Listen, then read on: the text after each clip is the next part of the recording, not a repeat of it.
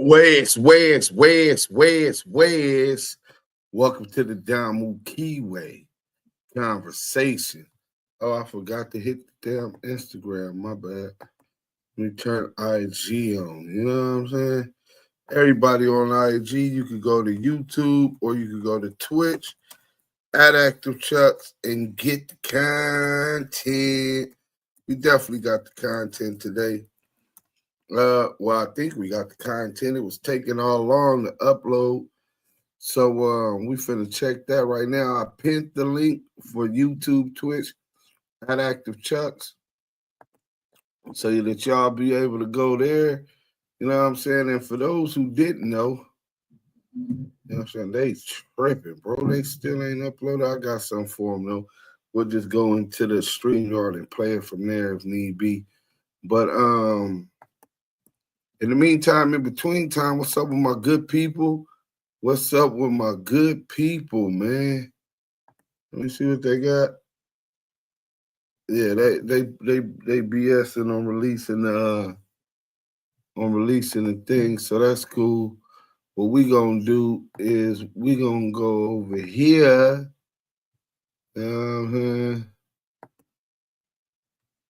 Y'all hit that like button on y'all way in. Show a little bit of respect for the Damu Kiwe conversation. Voice of the West Coast. Voice of the culture. You know what I'm saying? That West side. We all know it's the best side. You understand what I'm saying? So we got a controversial issue going on. Hocus 45th. Hocus 45th. I'm gonna go ahead and make sure I leave a let me see what y'all got going on. What's up with my good people? All right, so we're gonna pause that. Hit that like button, man. So we're gonna leave it so we finna leave a poll. Let me know what y'all think. Did Hocus 45th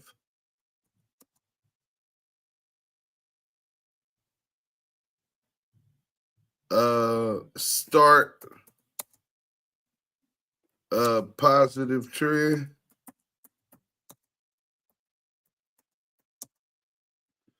And we're gonna let y'all say whether or not y'all think he started a positive trend. Hit that like button on your way in. Salute to my good people. Man, and listen, man, y'all coming up in here slow. Shortstop in the field podcast, the union. Oh, man, here we go. Damu Kiwe conversation. Big Messy Marv, 2-in-1. Salute. I am Hood Bus tapped in. Salute. Appreciate that. Southern Force, what up? Maria must have made do some bomb-ass tacos, and he kept on going back for seconds. And he forgot about going to line. No, I'm here. Wipe my feet, popcorn, blunts. Dudes got the content. Damu Kiwe. Oh, man, the brother ready, man. Carolina Connect TV. Salute, Tanya Carey. Salute, man. We do got the good people up in this joint. Let's fix this first and foremost. Let's pull this over here and fix this to end up in some of that. Then we don't even got the thing on for the banner. Let's turn that on. Right, they on some OG bullshit right now. You know what I'm saying? And then oh, I didn't even let y'all see that. Huh? Let's go over there real quick. You know what I'm saying? So we're gonna talk about Hocus 45th saying that he's bearing his flag. He's no longer gay, but I guess they don't get put up. They don't get put off or nothing, huh? This shit is crazy. And out of state, it's but I think he might have had the right idea, but I don't know if I'm not sure if he got the going about it in the right manner. And y'all go get it, because we gonna show the content. But before we get into the content, I'm here now. Five God, the jet, Deuce him. You should drop the brim also. Wait, what you mean drop the brim also? Is you crazy? Man, I'm brim till I die. You don't know who I am? Zero Requiem. Salute Active Chuck. He said, oh, you said I should drop the stat. Yeah, he trying to do something positive. Yeah, that I guess they just started doing something positive. I've been doing stuff positive since I've been a brim. So I don't know. It's different for me, man. You know, some of these dudes still questioning where they at with it this late in the game. If you question it, then you need to leave it alone, honestly, because it ain't in your heart. You understand what I'm saying? But let's get to this real quick.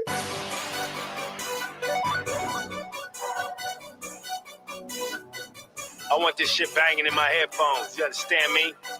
Let me hear that beat. You dig? I'm gonna address some shit. Let y'all niggas know the real. Mike B, what I've up? been dormant for too long. Hibernate. Everybody want it, but do you wanna get it? I'm sick of all these niggas bullshitting. I'm sick of all these bitches. I'm sick of how these bitch niggas tripping and how y'all get these passes to these snitches. Neighborhood crippin', dog pound gangsters in the building. I'ma treat these niggas like bitches. Throw them to the wolves and the vultures, the hyenas and my siblings. Damu, Kiwe conversation. The only place you gonna get it is the only place you gonna get Big U. Only place you gonna get it. The only place you gonna get Big U. One more time. Hit that like. I want this shit banging in my headphones. You understand me? Let me hear that beat. You dig? I'ma address some shit. Let y'all niggas know the real. I've been dormant for too long. Hibernate. Everybody want it, but do you wanna get it? I'm sick of all these niggas bullshitting. I'm sick of all these bitches. I'm sick of how these bitch niggas tripping and how y'all get these passes to these snitches. Neighborhood crippin', dog pound gangsters in the building. I'ma treat these niggas like bitches.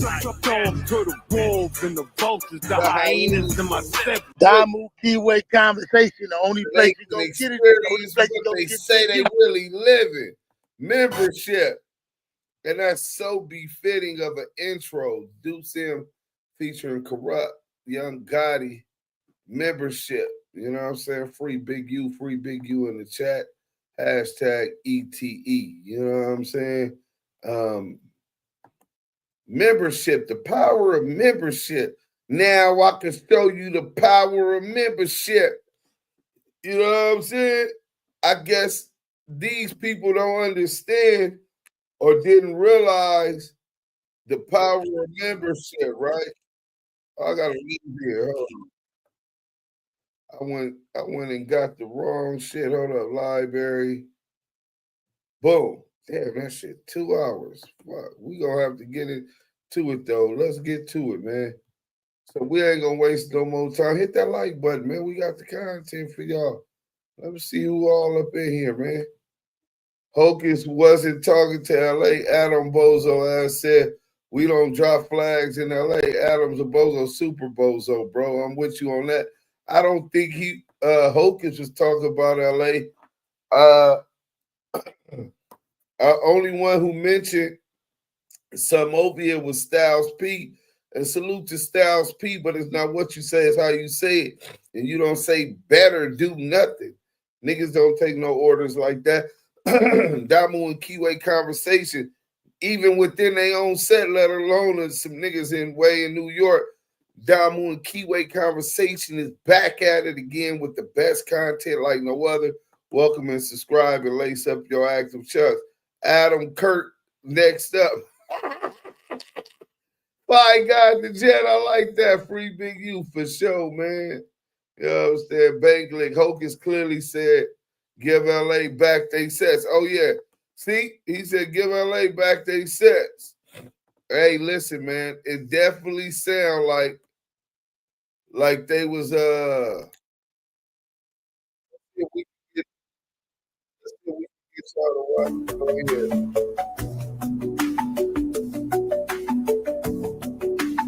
Man, this is crazy.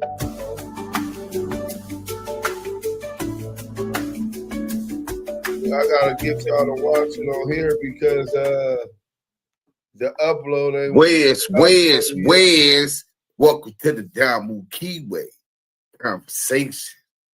Home of the West Coast. The voice of the culture. It's Deuce Sims the Don. Before we even get into all of this, we gotta go ahead and take y'all to this intro. I know it's a little late, but we gotta do it. You know what I'm saying? We gotta do it. Deuce Sims the Don. Hit that like button. Let's get this right.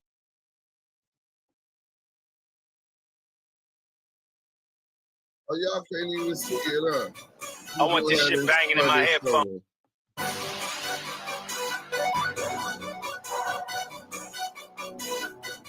I want this shit banging in my headphones. You understand me? Let me hear that beat. You dig? I'm gonna address some shit. Let y'all niggas know the real. I've been dormant for too long. Hibernating. Everybody want it, but do you wanna get it? I'm sick of all these niggas bullshit. I'm sick of all these bitches. I'm sick of how these bitch niggas tripping and how y'all get these passes to these snitches.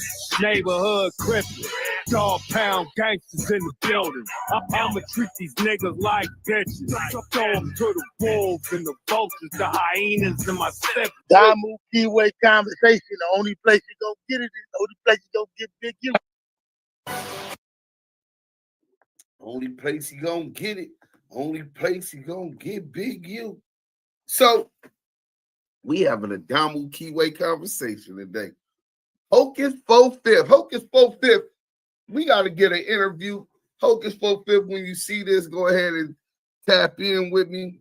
We definitely need to have a conversation because we differ on the best way to move forward. You took your position. I believe that your position and direction is disingenuous, but I could be wrong. Who knows?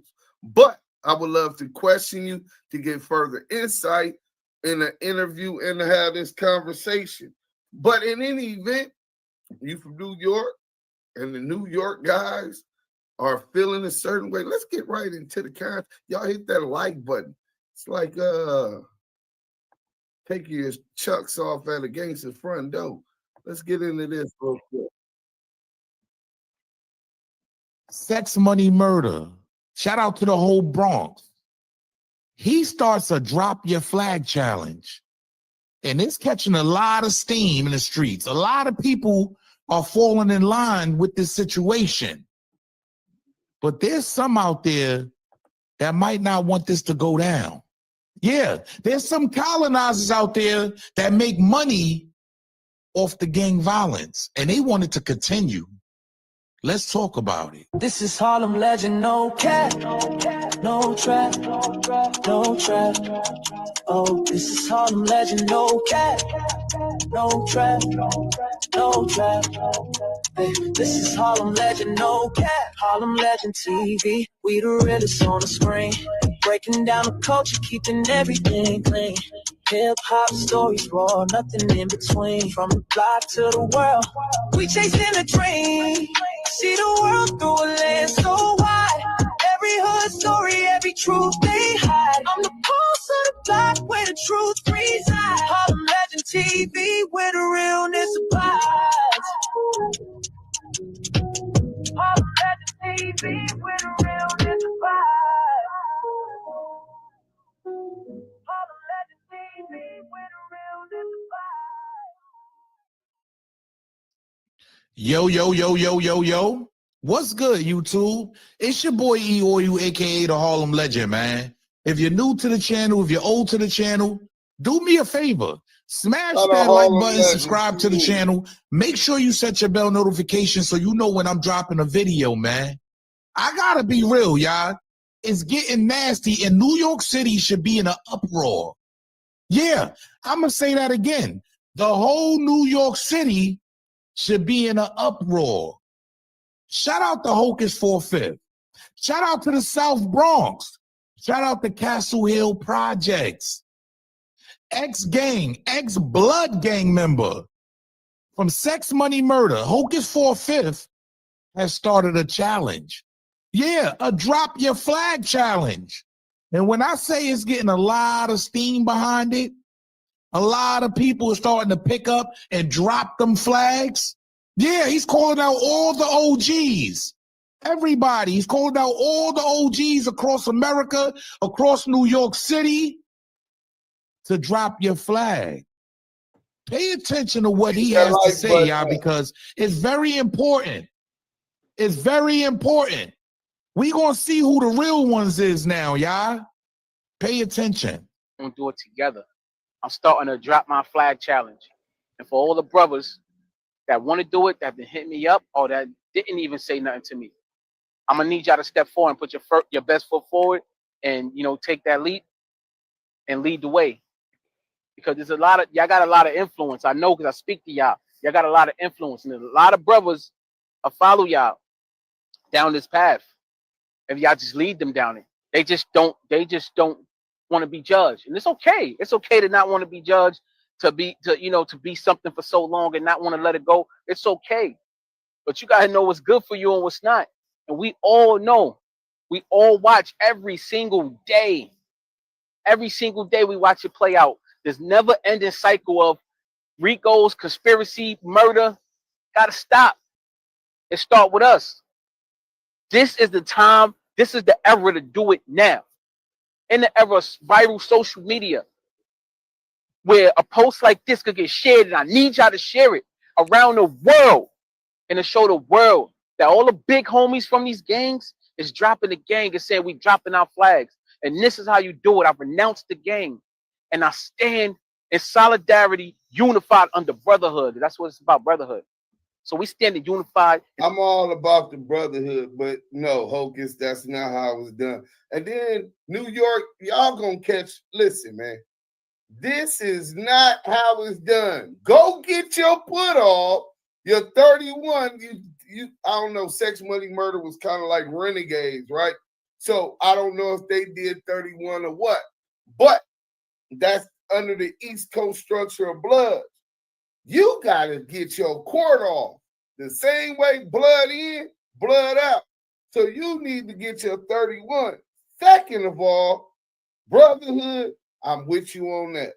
I think that what you're talking about doing is doing what we've already established.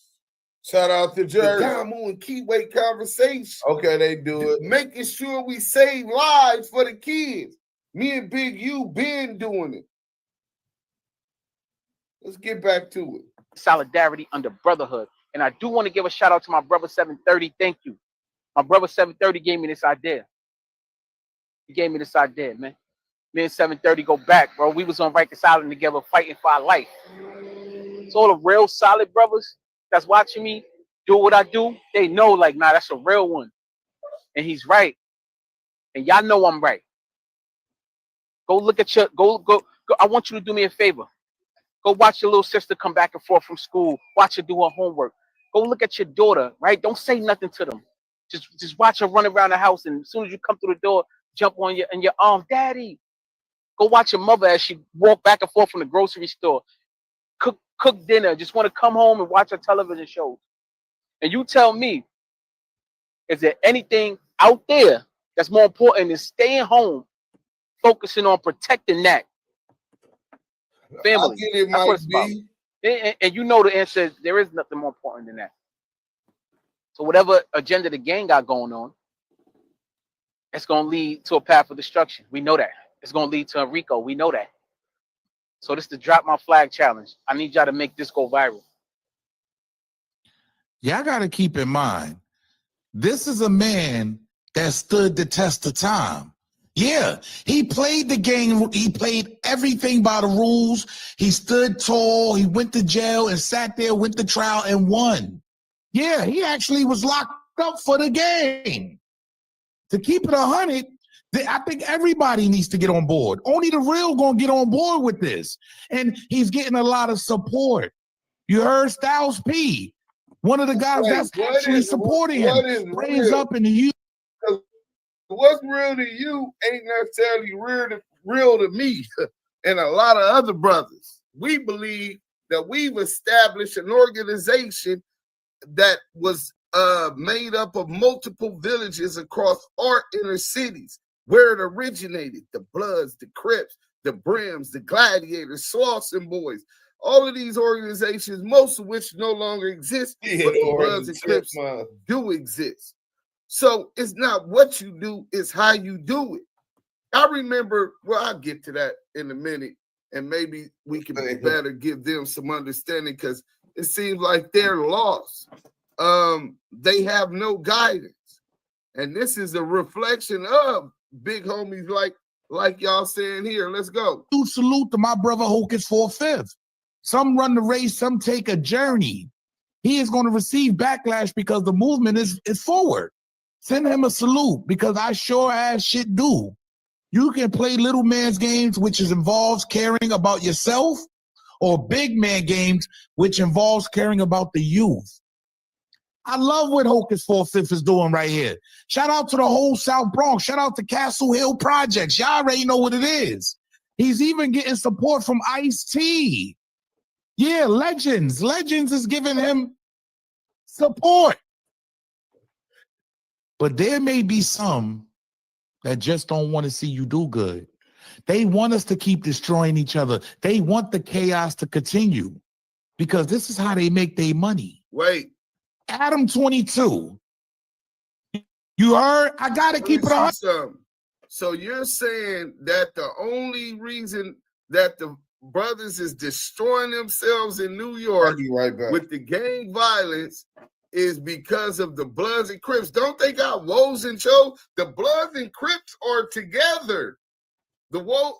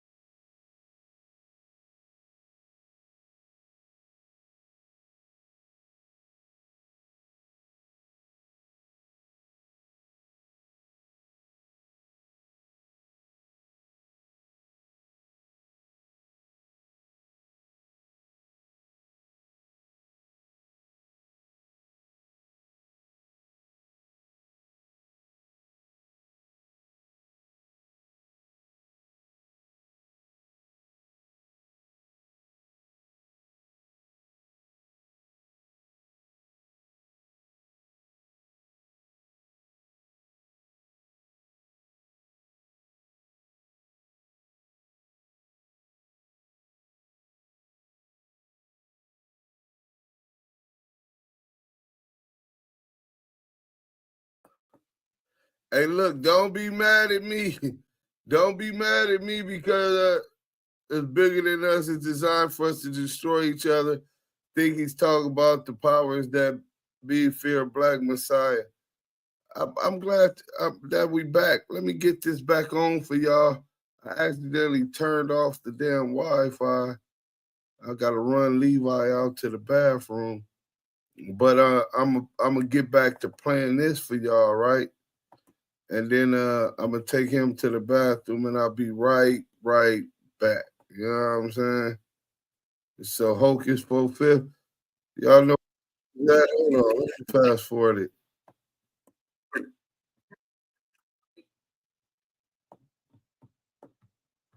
Let's see, how many minutes are we up into this already? 26 minutes. So yeah, that's about it.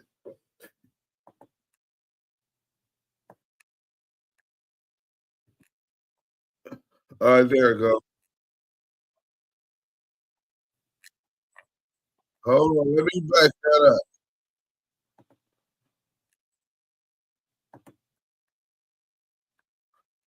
Let me play that again to make sure y'all can hear that. That gang shit back to LA.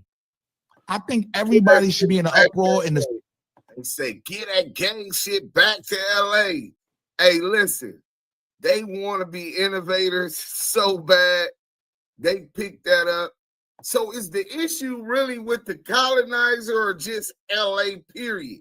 Because what I'm sensing is there's a lot of jealousy that you guys adopted a big part of West Coast gang subculture. Even if OG Mac was a fraud, the UBN been tapped in with me since 2000 and let's say 2008, 2009. I was first contacted by SI Murder through the homies. Homies was telling him to holler at me, right? I never got to meet him. I'm hearing his name though. S was tearing them USPs up. Rusty. Right, rightfully so. Straight soldier. Rest in peace to SI Murder. Shout out Staten Island. You know what I'm saying? And then we ended up being cellies in a smooth program after another riot that I had got into against white supremacists. We're gonna be, y'all be able to see those stories in March Madness documentary. But when I left home, SI Murderer was writing Treyway, right? SI Murder at the time was not just the GF of the Billies. Shout out to the Billy Badasses, 9 Trey Gangsters. But he was the chairman of the board. Chairman of the board of the UBN in New York, which is different from the UBN in California, as they started as a prison gang first and foremost, right? So as far as that influence, that power, those connections are already sought up. But here, Hocus 45th, believing, if you want to give him benefit of the doubt, that what he's doing is the best way moving forward. And we finna flame up the Caucasoid, because Harlem Legend, I'm 100% with you on that Caucasoid. I don't even care what he say or that he's mimicking our culture. He wasn't just mimicking Hocus 45th. He was mimicking our culture and Hocus 45th's intentions. And you're 100% correct. He's been exploiting our culture. This is something we've been consistently pushing already. Why you think I didn't go there though, Brick Baby, rep Damu Kiwe conversations? Because we're for our independence and want our own platforms. Why do we got on the West Coast the biggest platform for hip hop and the gang subculture in Los Angeles is through a mountaineer? Respectfully. They want their own, we want our own. So you can't blame us for seeking independence economically and to have an unfiltered voice where we can say what we want to say about our situation and what's best for our community. But this LA, it sounds like y'all some real gangster haters for one reason or another. Well, I'm quite sure I understand the reason, and rightfully so, you should be. But at the same time, though, that holier than thou position that y'all take, that trying to blame all of your issues on gang affiliation. Hocus 45th, you got a RICO right now. So I'm just saying that you have an interest in denouncing the gangs, which whatever you think is best for you and your community, all praises to you, brother. I wish you the best, right? But when it goes directly against the unity and network and establishment of structure, I start to questioning your intentions also, right? See, right now, the government and most of its proxies are focusing on ensuring that we don't have any structure. We're stuck with individualism and only focus on ourselves and that mentality, not focus on the collective, but individuals' wealth. Adopting America ideals. But the Mountaineer shouldn't even have a voice on our culture or any decision that Hocus 45th and a blood out of New York was making, period, let alone a mocking one. So for that, I'm going to flame him up. But before that, I'm going to have a conversation based on this. Let's get back to Sick part about all of this, right? Adam22 was just in New York City. Yeah, he was just running around New York City, ladies and gentlemen. You should be in shock. I'm just being real. This guy shouldn't even have the voice to do this. This is disgusting. I want y'all to pay attention to this woman's face. And I want y'all to remember this woman, because Hocus 45th, his challenge helps a lot of this, of what's going on. Rest in peace to Robin. You heard this lady was only going to get something to eat and headed back home when she was caught with a stray bullet in Harlem. You heard? She was hit by a stray bullet by gang members trying to rob somebody. Pay attention, y'all. Teenager facing murder charges for killing a 69-year-old grandmother in East Harlem will face a... Wait, he brings out the worst scenario that's non-applicable to gang violence amongst each other or the mortality rate from gang violence. Just because you got some ignorant gang members or hungry gang members that try to pull a robbery, what's the difference between just a hungry black brother? Now it seems we're getting to the real core of where a lot of this crime start from. Impoverished inner city communities who lack resources. Why do we lack resources? Because they were strategically taken out of our communities by the government. But instead of having the balls to call that out and stand against this government, you guys would rather go ahead and adopt the colonizer's mindset, focus and point the finger at gang being a gang affiliate as the reason why an innocent lady was murdered because some dudes who were gang members robbed and unalived her. This is nasty work. Hey, Harlem Legend TV, I'm really starting to see that your credibility is really coming into question by even bringing up this instant. This instant. How many people? Hey, yeah, they so mentally discombobulated when it comes to this gang subculture that they're blaming that on gang banging. Like them dudes could have been non-affiliates hungry or crackheads hungry, not even affiliated with gang, and they did a foul crime. Shout out to Spirit Wonder. Those were people trying to rob something, not banging on someone. They could be non-gang bangers, and this could happen. That's exactly what I said. COINTELPRO, he don't be outside. We told you this, Deuce Sim. Who don't be outside, Bank Lick? Go ahead. You believe that the dudes in the organization, I don't even know what gang this Harlem, was, that whatever underlied this system, did it because they wanted to, their homeboys authorized and told them, get these lights up, rob the lady and then kill her. Who believes that?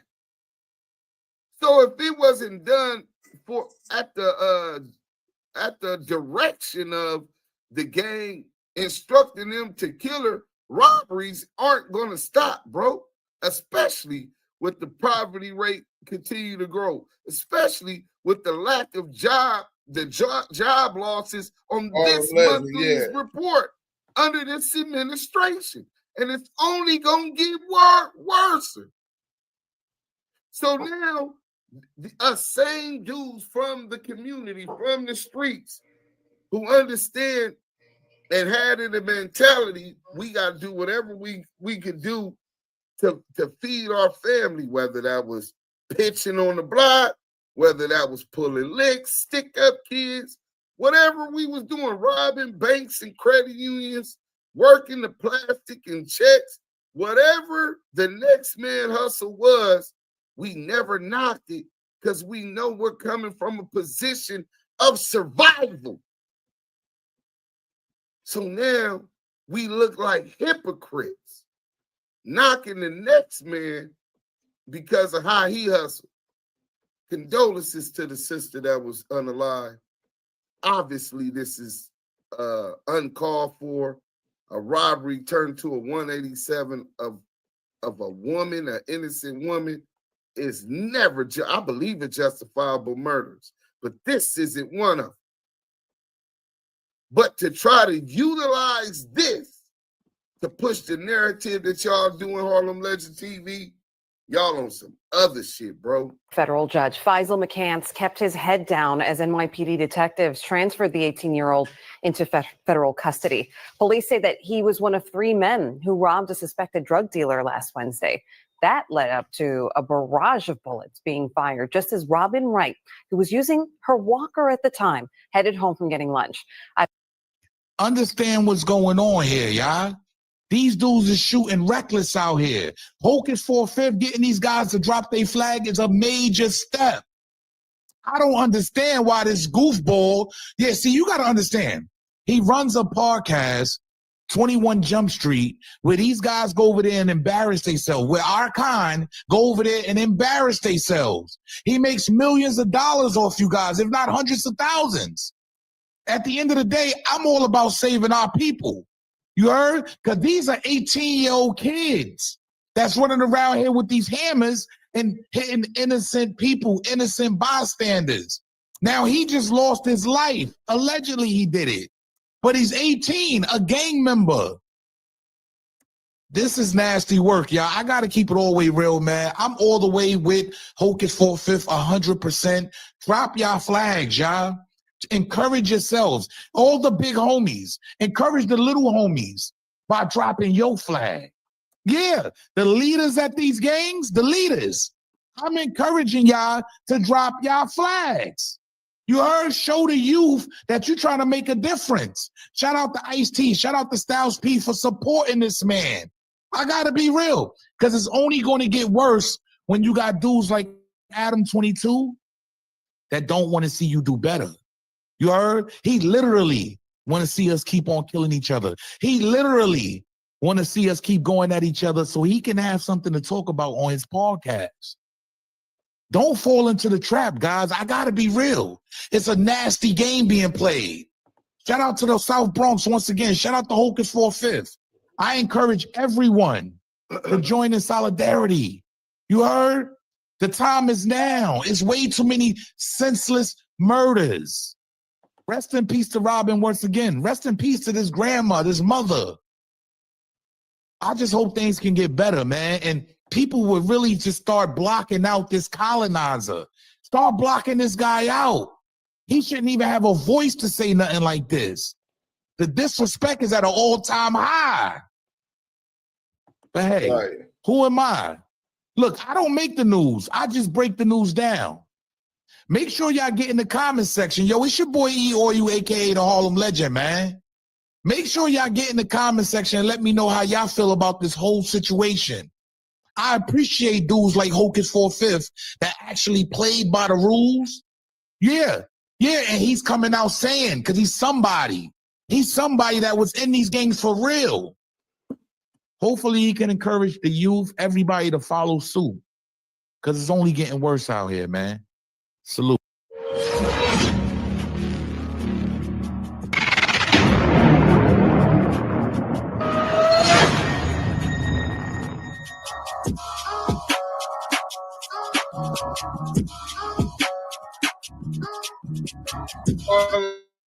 Legend TV, man, go like his video, but I ain't even gonna tell y'all to go subscribe to him after hearing that shit. That nigga out of pocket. He might be well intentioned, but he definitely out of pocket. You know what I'm saying?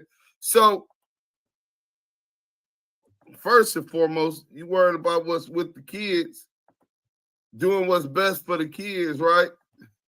Well, let's go ahead and talk about the kids, right? Hold on, let me go here.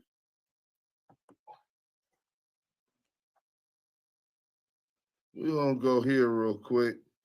And then we're gonna talk about the gangbangers, like the two can't be congruent, right?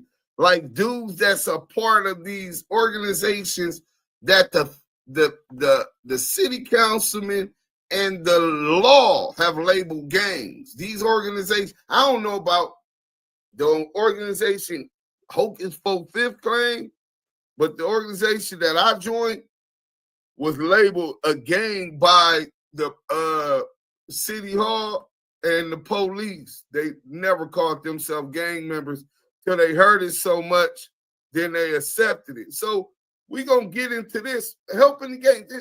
You a member of the Fruitown Brims started an organization and represented his section positively, working with the kids.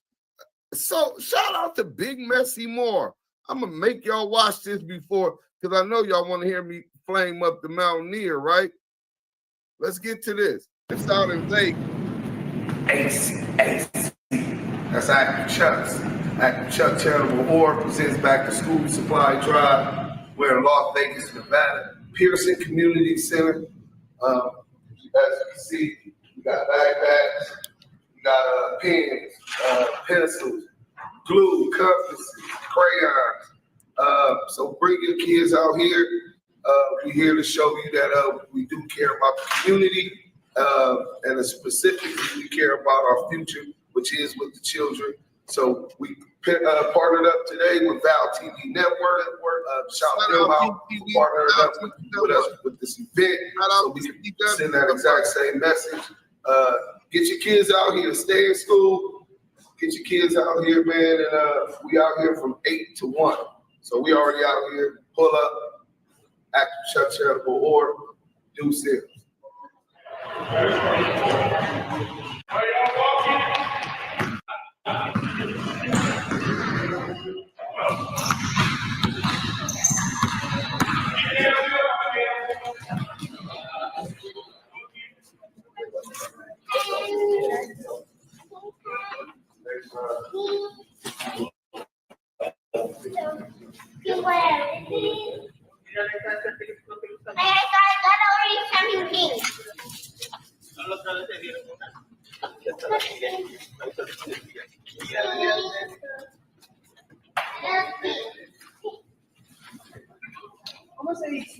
Thank you.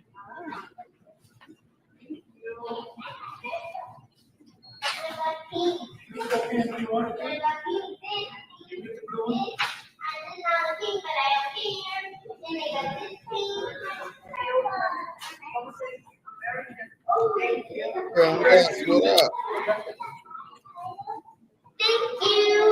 Thank you. Thank you so much.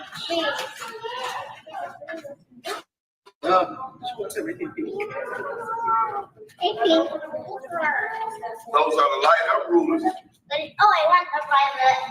Those I have rulers. Mira, they're actually glow.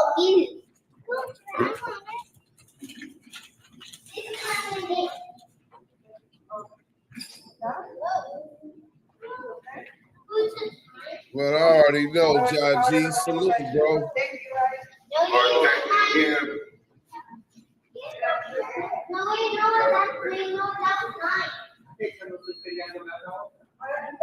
Let's hit that like button, man.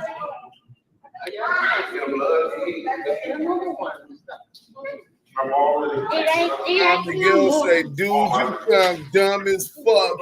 You're the problem, bro. Definitely. Y'all bloggers be doing too much instigating. Who is y'all? I'm by myself, bro. Me and my team. Every blogger is somebody different. Go to them bloggers you talking about.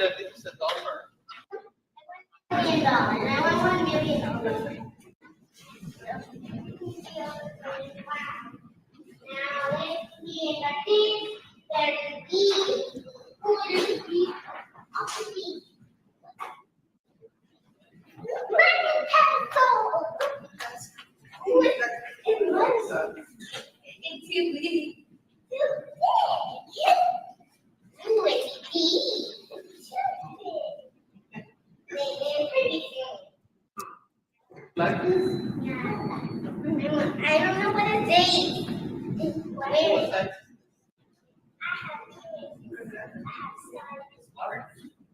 Yeah. It's like hard stuff.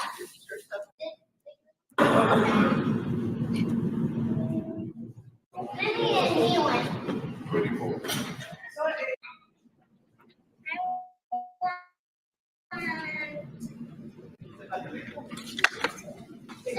you give it this?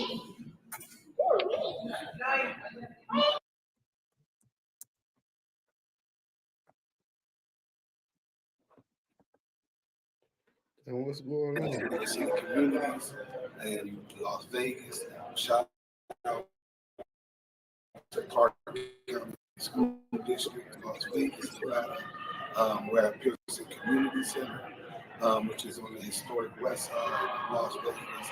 If you look at some of these pictures, and melanated kings and queens, it's kind of ironic that we choose to do this event here. With this in the backdrop, those are those that's behind us. It's time for us to lead a new change. Renegade Duchess, what up? To where our communities are just a little bit better.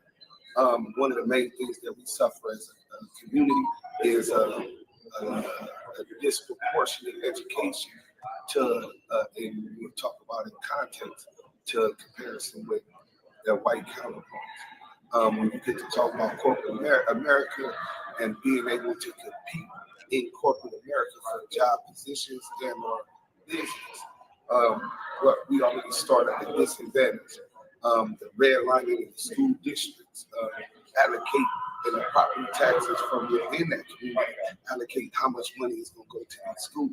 So in inner city communities where the finances aren't as fluid, their education isn't going to be, or their curriculum isn't going to be as intense. They're not going to have as many teachers. The rooms, classrooms are going to be a little bit more crowded. But after Chuck's Entertainment decided that it behooved us to partner with Val TV Network, Cox, and Fox. And this will be showed on CW Network, Channel 33 in Las Vegas. To let the community know that Active Chucks and all of his partners on this event do care about the inner city community, the struggles that we face, and we're here to participate in changing that narrative. It starts with just a little. I'm no millionaire. I'm gonna be close to it. watching, but it's just everybody just do that little more. Let these kids know that, you know, it's reward based. Hey, listen, we want to make it easier for you to get this education as basic or even that though it's at a disadvantage into your white counterparts. It's important that you do stay in school, that you do get these tools, because you're going to need them to compete in the corporate America. Besides that, once again, shout out to Pearson Community Center for allowing us to do this. And for us to lead the charge moving forward, active shots, ACAC, yeah.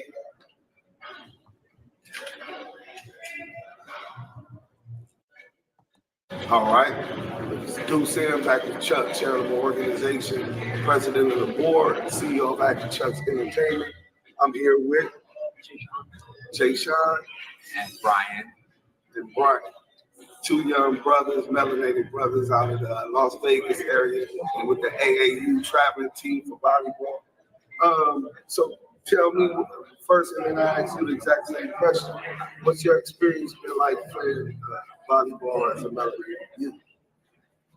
So my experience so far has been pretty good. Like, I make sure that I incorporate myself in the first day, like excellence, and like make sure that Black culture shines. And yeah, I definitely experience like racism, everything that I represent. Yeah, they represent. Exactly. That's a good lesson. How old are you? 16. Y'all see how smart he is. And you? For me, it was very different because I played on an all dominant white team and white sport. So when getting on the court, you have the influence that all the other people on the other team are telling you that, or thinking that you're the worst on the team because of your skin color. So for me, it was very different, and I just had to have the mentality and mindset. And this dude that just got unalived was arguing that institutionalized racism didn't exist. But here these young, intelligent kids are able to feel it. It's nasty work, bro. But that's enough. If you want to go on my page and you can see the whole thing. You know what I'm saying? Are you still there? Giving out backpacks, school supplies. Shout out to God. I know you don't. You know what I'm saying? Different backpacks, school supplies. Then ain't qualified to be active, proactive in the community. Matter of fact, let's watch this part. I think my boy Marcel is Brown, Taylor Brown, let's in Vegas, you know what I'm saying?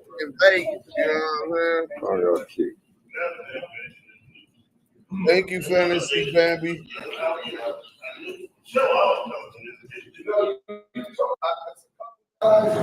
Maybe on one hand, but last night, I'm off.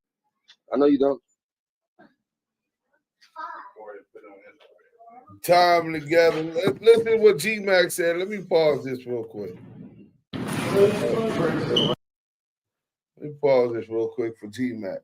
You don't drop your flag. You tie them together and work together at bettering your community and protecting the youth and elders. We are more like a tribe, but these dudes make it sound like we are terrorists because they're whitewashed. Mind you, he just caught a federal RICO. So he over there, Spooky Johnson. Let's go.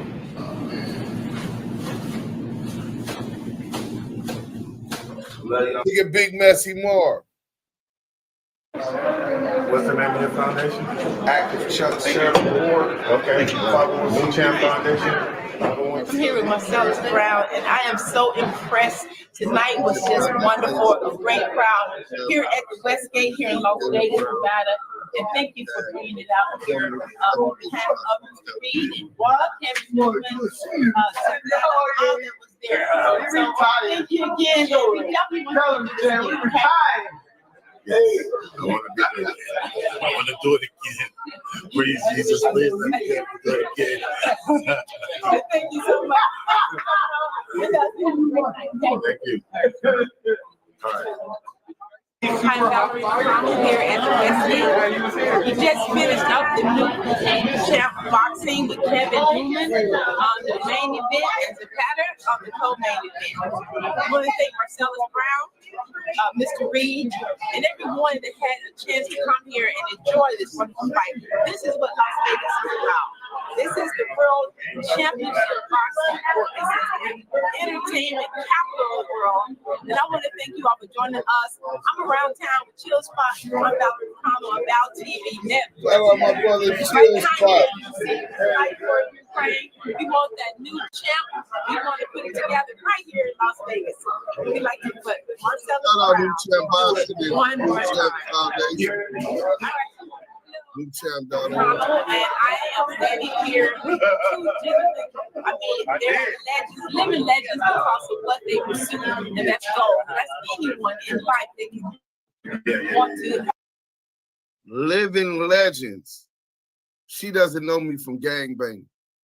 She knows me from business and the work I do with the kids in the community, because I've been partnered with her on multiple events. Have success, you gotta have goals. And today, I'm so glad to have you coming in town. I have Mr. Mark Sims and also have Mr. Maxim Billing. And so I want to give you, in regards to you here today, it was about giving back. Even today, with Marcellus Brown, it's New Champ Boxing, newchamp.org, 501c3, and it's for mental challenge adults and also professional boxers that otherwise would not have the opportunity to have a platform. But that is his mission. What is your mission today? Well, today, we previously worked with Val TV on overturn qualified immunity, Black History Struggle. We were sponsored from that. Also, today we were doing a back to school supply drive. It wasn't just giving back, but it was about picking life. You know what I'm saying? Our future is our children. Education is key. We want to make sure that they know that we support them, continue on the education for whatever they decide they want to do in the future. Absolutely, and that is something that we want to let you know with that Val TV network. We want to give every little girl, every little boy a little mindset so they can go out and they can interview. So Val TV network, that's what we like to do. We like to have the sponsors go because they want to be a part of giving back to them so that they can have an education. With the red and blue chucks on the microphone, bro. You talking about, let's go. Long time no see. Absolutely, and that's what I like about you. You always have that smile. You have a really joyous type of life is good. Great presence. Active Chucks. Active Chucks Entertainment, Active Chuck Charitable Organization. And wow, you're a great example for many, and that's young and old. I've seen you do practically everything. You're a great example. Nah, you ain't late. I seen you aligned with work, business, and this is an example which is given back today. You came out. Right. I flew out from Madison, Wisconsin, where I relocated about 9-10 months ago. But as I work for Val TV Network, I'm not just CEO of Active Chuck. She just being modest. Val TV Network employs me as an A&R and also for marketing. So, but today, because I work with Val TV and I'm A&R, I want to continue to come up with events that show the world or our communities what we standing for and that what we're in support of within our community. Specifically today, we invested in the future, and that's our kids. So we did back to school supply giveaway, light up rulers and backpacks and totos close to 500. The last ones that weren't given out were donated to the Las Vegas Outlaws, which is a football team. So shout out to the Val TV for helping make this happen. Shout out to the Outlaws, Las Vegas, Street Riders, Motorcycle Car Club. They were very instrumental in coming assistance. It's time to have your day in Las Vegas. How about the key to Las Vegas? Because that is what is deserving of you. And your inspiration, what inspires you or motivate you to present a platform just like you did today? What motivates me, honestly, like the spirit of Tupac or the spirit of Nipsey Hussle and how they try to change narratives within their community. They use their platform not only for financial gain, because as a minority, we had disadvantages and economics aren't equal on that standpoint. So of course, financially is the first thing, but it's also about your nephews, your nieces, these kids that's going to come up that whatever they want to do, whether they want to rap, well, if you want to be a rapper, you need to understand how to register yourself with ASCAP and BMI and get your own publishing company and understand the business before you get jerked. So that all starts back with education. So we endorse that, we support that, and that's the message we push.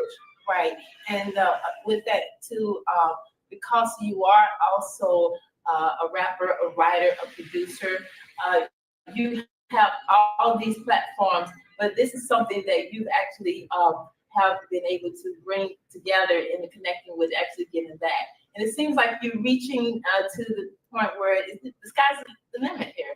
I mean, exactly. It's great, but we want to thank you for, telling us about the event, about me and you connecting.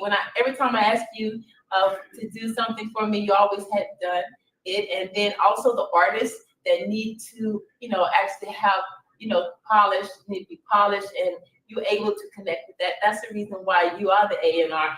And I just wanted to know, because of that, and Chill Spot and I, we were able to offer a platform for artists. Otherwise, we would not had the opportunity. Right at the pandemic, we were able to have a platform with Rap A Lot West that actually gave them a recording artist a winner, and then Def Jam offered the winner $10,000.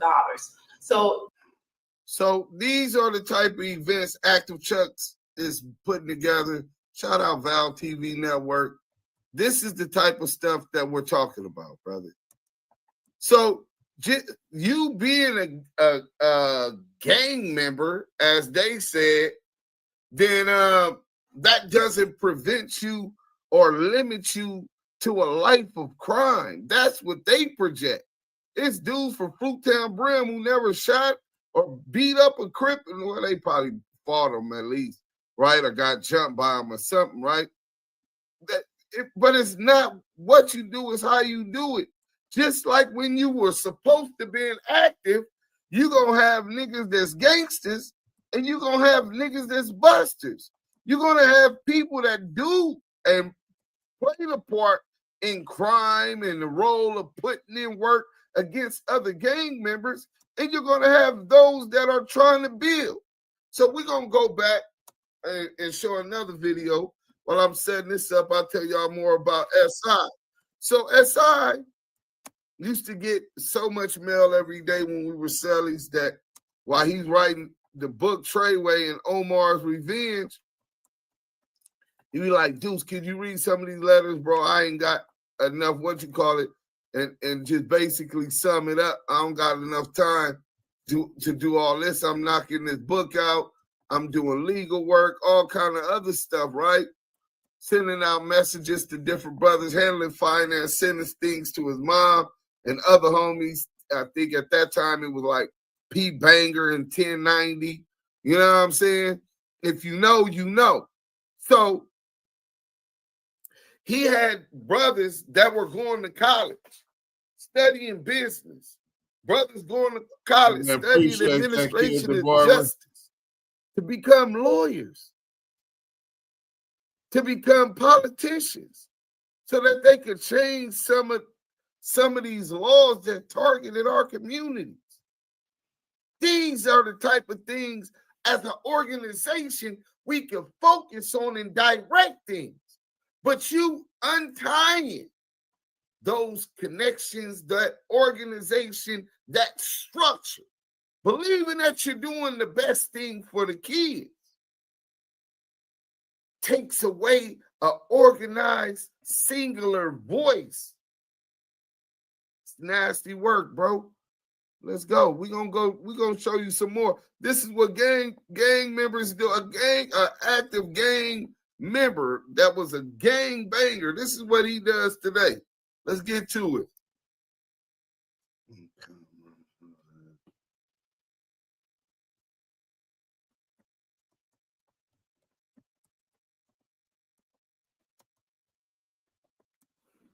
Let me see. Do we got any audio on here? Let me see. Yeah, I'm quite sure it's gonna come. There it goes. 6th, Labor Day. We in South Central Los Angeles in the neighborhood. I done got my peoples together. We done all contributed. We're gonna feed the people today, the poor, in downtown Los Angeles on Skid Row. I'm really excited to, first of all, be coming straight from here where we're at right now, and the lifestyle that I live, tearing down my community. It feels really, really exciting to be doing something positive. You say you really love your people.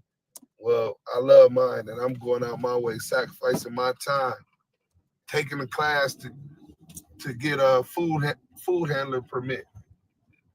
I'm taking out of my time for my people. So, yeah, I definitely think it's worth it.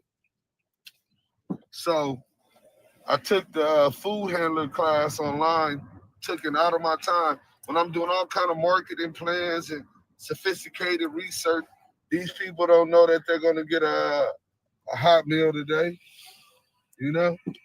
But we're gonna provide them with that. And that's just gonna make another human being's life better today. And it ain't much, not to us. I mean, not to us, but to them, that might mean the world to them. You know what I'm saying? We're gonna be down here with the people, laughing, crying, you know, talking, communicating. We're social beings, man. Every human needs that. So besides the food and nourishment that we're providing, we're also going to be providing the nourishment of the soul, of the heart. You know what I'm saying? Active chucks. You don't see what it is? You can be part of the problem or part of the solution. You could be part of the problem or part of the solution.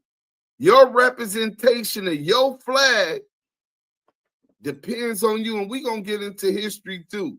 I'll flame up Adam22 when we go live. Part of the problem. They finna go right there to the liquor store to get some black and mild. They probably get some drink too. You know what I'm saying? This is a whole lot to be doing sober. You know what I'm saying? I'm finna light me up some kush in a minute. Cause I'm gonna have a good time with my people, man. You know, a lot of rappers, I ain't even got $1 million. I ain't even got $100,000. You know what I'm saying? But a priority for us was to make sure that the people knew that Lush Browns and Active Chucks Entertainment care about the people. We're heavy in the community, standing for equality, economic independence, generational wealth, and just for the people. Baby, you can run up. Look at Lil Bone. Hit the switch, young Bone. Hit the switch. Come on. Y'all, today, September 6th, Active Chuck presents Feed the People in collaboration with Lush Browns. Shout out Lush Browns for their donation, the time. Thanks to Restore, Primetime is And like Damu, Kiwe, conversations. Let's get back to it. Effort and for keeping my head, you know, when shit started getting crazy. We in the last minute, you know, we on nigga time right now. But for helping me keep my head together, today we gonna help somebody. And function on that type of energy, them type of vibrations, you reciprocate the same type of energy. And I just want to say, man, peace, blessings, and happiness to all of y'all. And we out here, Active Chucks, Lush Browns. Shout out Jay Jonah, my pops. He did a lot today.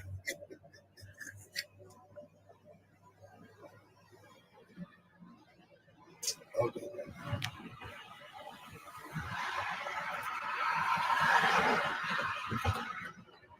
right, well, let's see.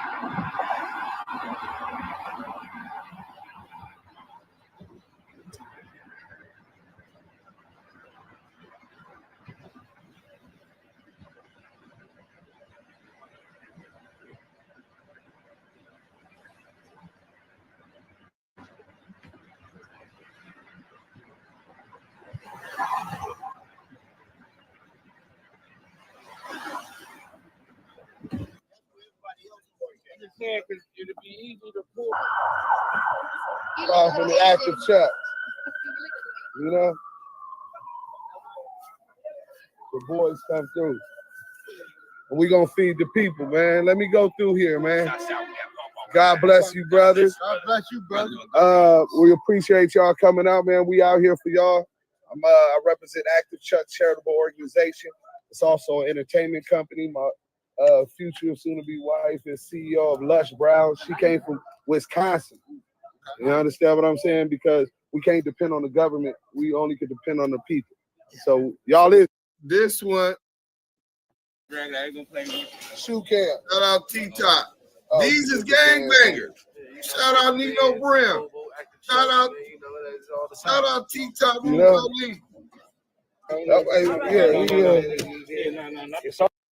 So we feed them people food. I got a whole bunch I could say, right? I mean, we do this, right? It's not, thank y'all, brother. Hey, man. Thank James, brother.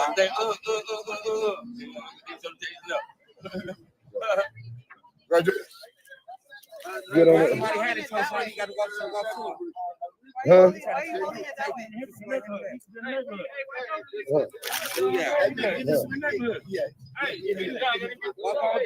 Babe, give me one of those. Why are you holding it that way? Babe, Line, feeding these people, right? Even if you schedule, it's always enough. Let's play this real quick. It's not working yet. Anytime you guys want to drop off some food or some water, the refrigerator's here. Oh, okay. Yeah, my name is Steph. I got my name right there. Say hello, Steph. Okay. What organization you with? I made it up myself. I've been here for 8 years. He in the sun. You got to scoot over some more that way, so you can get out. You know, the sun beaming on you. Who, him right there? there? Yeah. Okay. Now, I provide tables. Usually I have tables going all the way down, and even on this side and across on that side, especially on Thanksgiving. Yeah. So plan on coming out. You know, you can follow me on Facebook under Stephanie Styles and schedule it. But even if you schedule, there's always enough room. If you don't come here, you can go there. If you don't go there, you can go on this side.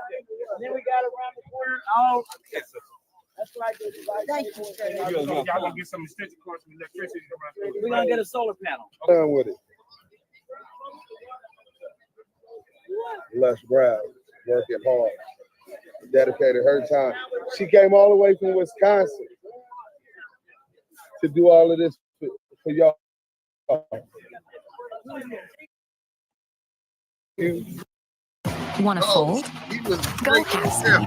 So that look, those is gang members. We're gonna go ahead and skip that one. We already did that good one. looking. So that's to feed the people on Skid Row. This is what the gang bangers do.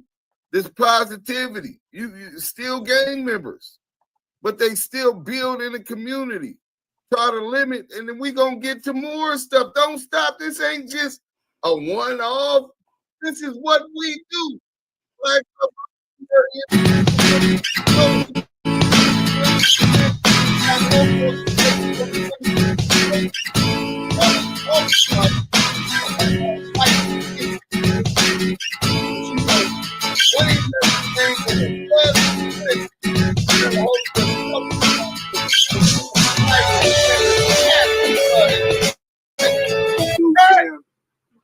time. I'm back with my boy Cutter, hey, Katie, Street Riders, Northtown. You know what I'm saying? My boy Dollar, North Las Vegas, Street Riders. Why don't you tell them a little bit about what y'all do in the community out here in Vegas? Well, what we do every year, we feed the community. We raise toys. Soul Brothers come out, they do a picnic. We take toys out there. We do our thing pretty much all around. I do a party business. So if you're having a fundraiser, hit me up. KDZ Beats and Rhymes on Facebook. Dollar could give you a little bit more detail about what North Challenge is about. All right, my name's Dollar. I'm in Forest Northtown, Las Vegas Street. Prayers, KD. We got the business manager, Black Diamond. Right. In the building. We got the VP Deuce. My boy. All right, KD is president, right? Why don't you tell us a little bit about what y'all do in the community out here in Las Vegas, man? Well, North Las Vegas, we feed the community, the homeless. We raise money, do fundraisers for kids. You know what I mean? Sunday, we all get together. We have family day. North Las Vegas Street Riders. We all come together. Different. Oh yeah, y'all like the blazer with the Prada loafer. I mean, hey, listen, bro, you gotta put some respect on my business hand. Today we having this. I mean, people be thinking I'm just be popular on the net. We want to make sure that really a businessman, and that's all I represent myself. Term qualified immunity. I got the brothers. We did this one in Las Vegas. Shout out Lamonte Sims, Active Chucks. Look at my boy Tank Glow. It sounds doable. That's right. Look at down where we went through this COVID thing, and the Most High has came down on some blessings. And I said, you know what? So we got that to end qualified immunity.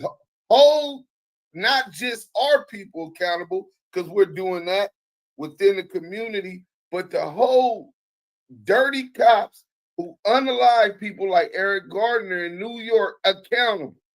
Overturn the federal law of qualified immunity, which is given to those who work for the government, essentially creating a second-class citizen. Us, nigga, because we don't work for the government. We're not working for the government or its proxies. Therefore, we're treated as second-class citizens held to a different standard than those and a different burden of proof than those that work for the government or its proxy. So this is what we're doing, making the difference, making the change. These are gang members. So what is the cop-out that you don't want to be, that you got to drop your flag, you know what I'm saying, to be that? Hold on. We got some more. What you got? And it's not just Active Chuck. I don't want y'all to think that it's just Deuce him. So we're going to go to this one real quick. Politics. You know what I'm saying? Politics. Let's get to it, bro. Rolling. All right, we're here in Los Angeles, Compton, West South Central area with our future presidential nominee, brother Bushan Glover. Bushan Glover. He'll be running for president in a couple of years. First question I want to ask him, can you tell us a little bit about yourself, your background or whatever? Well, my name is Bushan Glover, born and raised in South LA. Grew up exactly on 66 Vermont. Crenshaw High football star, went away to Central State University. Got my education, worked in the private security industry for 20 plus years. Now I retired in 2016 to do the work that our ancestors and our forefathers couldn't do. That's the second phase of the civil rights, and to make sure that we get everything that we supposed to have from a social and economic perspective. Right, that's a good focus. And it sounds like it's congruent with a lot that we got going on. Now, let me tell you about this. You're running for president. One of the biggest things that we personally are already working on is the federal law, the qualified immunity. How do you feel about that? And could you tell us what it means to you and why? Well, the qualified immunity is that blue code of silence that we can no longer have. Our public officials, our law enforcement officers cannot, continue as a gang, continue to move from department to department. Especially when they promote snitching, right? Right. It's cool for y'all to snitch, but when it comes for us, hold on, let us talk to our union representatives. Right. Okay. And then it's the blue code of silence. They don't even share the information or let the community know what's going on. So that's something that has to be redacted. There could be no qualified immunity. There's no, if you can, just like any other job, if you do a malpractice on your job, you get fired. You have to you have to communicate, you have to talk to the powers that be, and you get sued. You get sued, And like I said, and you get a bad rap, so you can't go to another company or another department and get a job. So the qualified immunity is one of the #1 things that we have to talk about, because as long as we have qualified immunity, you're going to get the wrong type of people becoming police officers. Because the history in LA, they recruited a lot of white Southerners from the South to come to LA to basically control the escapees from the South in LA and South Central. So in that blue code of silence, it's a gang. They know they can do anything they want to do to anybody. They can get clearance. But if we take that issue and never turn the page on it, I guarantee you, we'll start to see better community policing for us, by us, in South Central LA and other communities of color. Okay. Do you identify as a Democrat or a conservative? I'm a nonpartisan independent.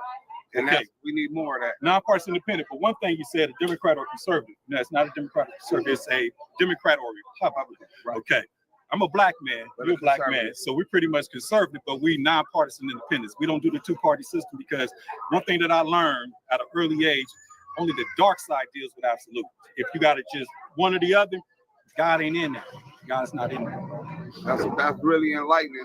So these is the thing, the Damu Kiwe conversations. What you're talking about doing, well, you're just talking about it so far. We've already started. We're years in, brother. Decades in. Speaking of decades in, let's go to OG Rockhead. Crip. Let's go to OG Rockhead. You know what I'm saying? Let's go to OG Rockhead, a Damu Kiwe conversation. I'm just saying, bro. It looks like I'm able to navigate and stay true to what I believe positively at this point. Let's go. Was a thorn. He was that focus on that door.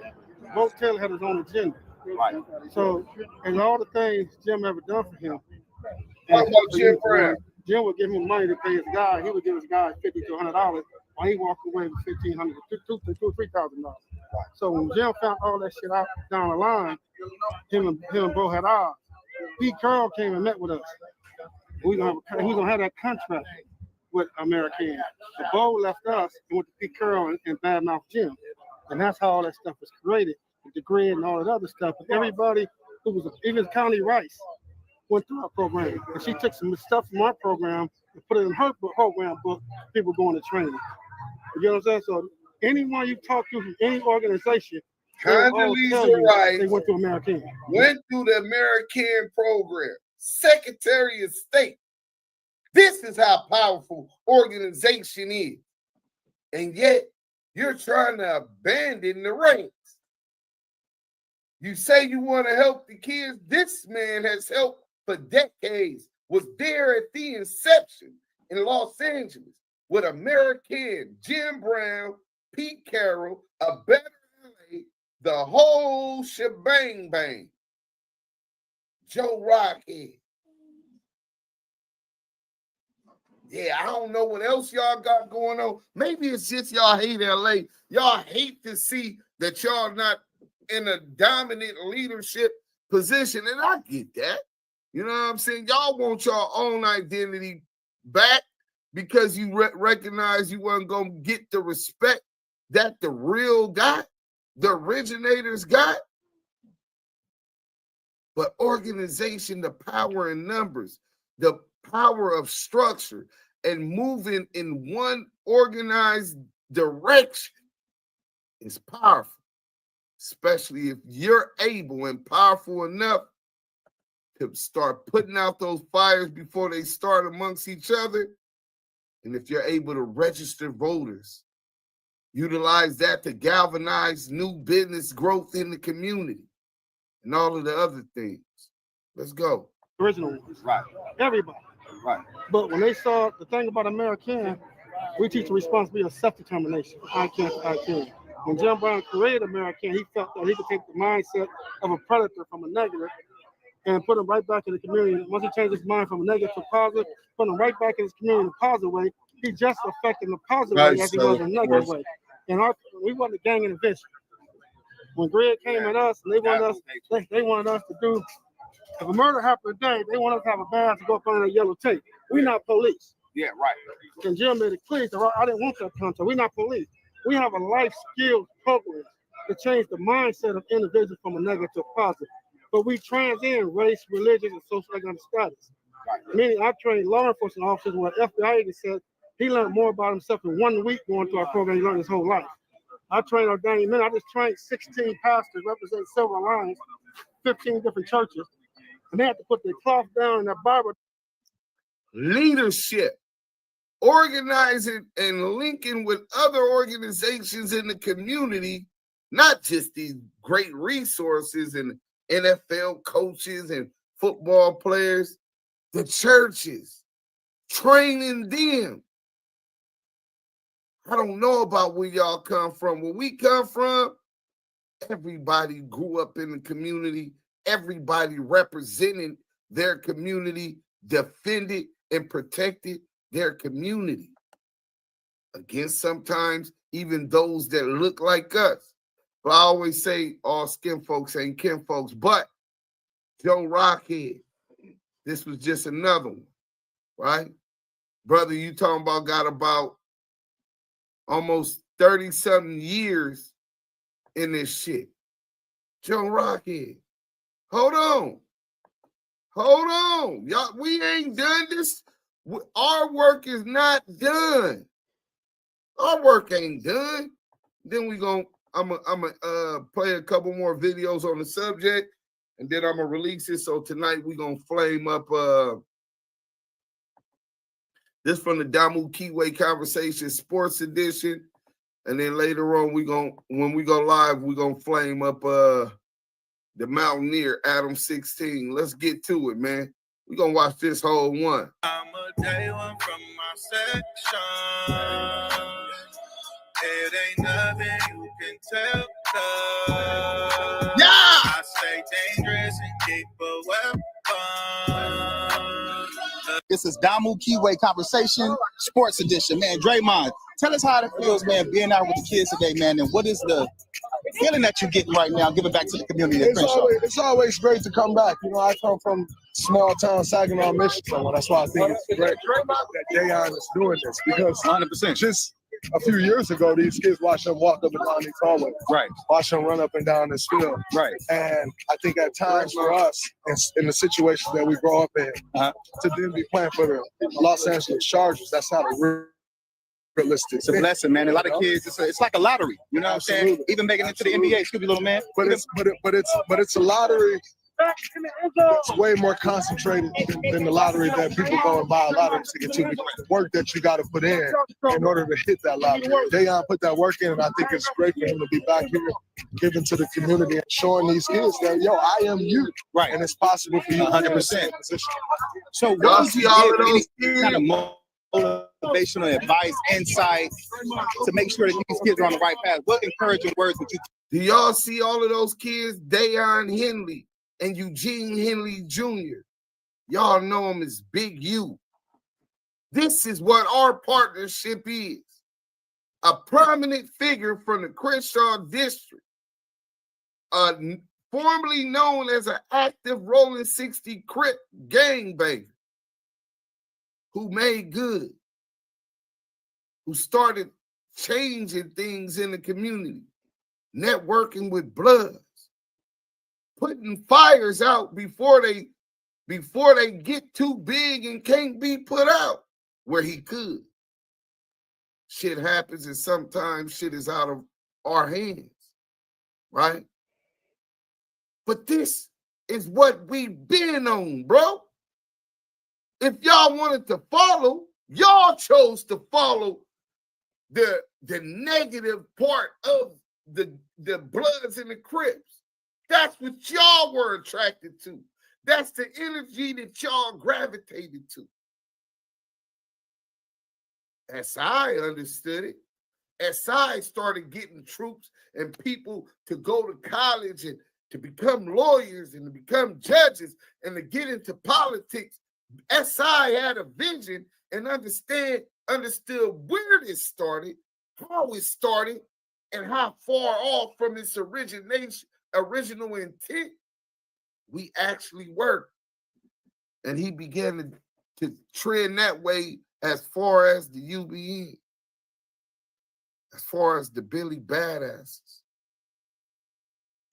It's evident right now, New York is missing the void left by the Lost SI murder, that leadership, true leadership. David Dennis, salute. Let's hit that like button if y'all just back to it. Give them to make sure they're directed down that path.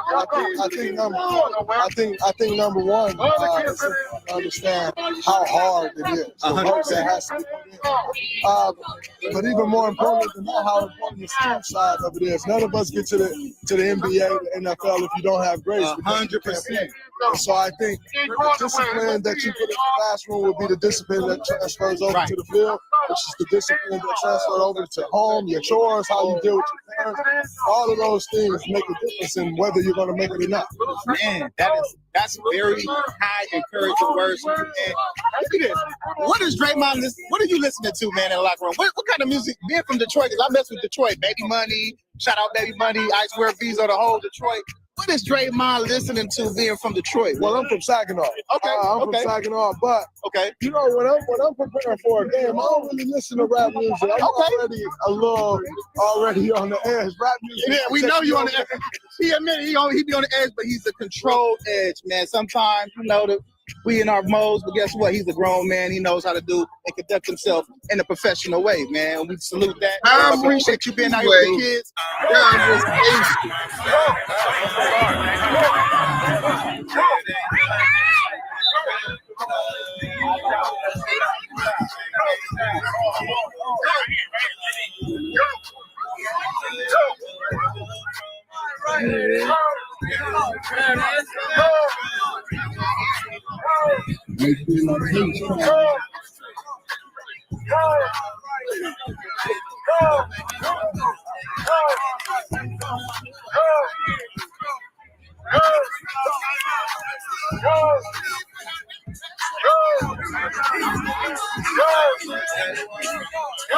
Oh, my bad, bro.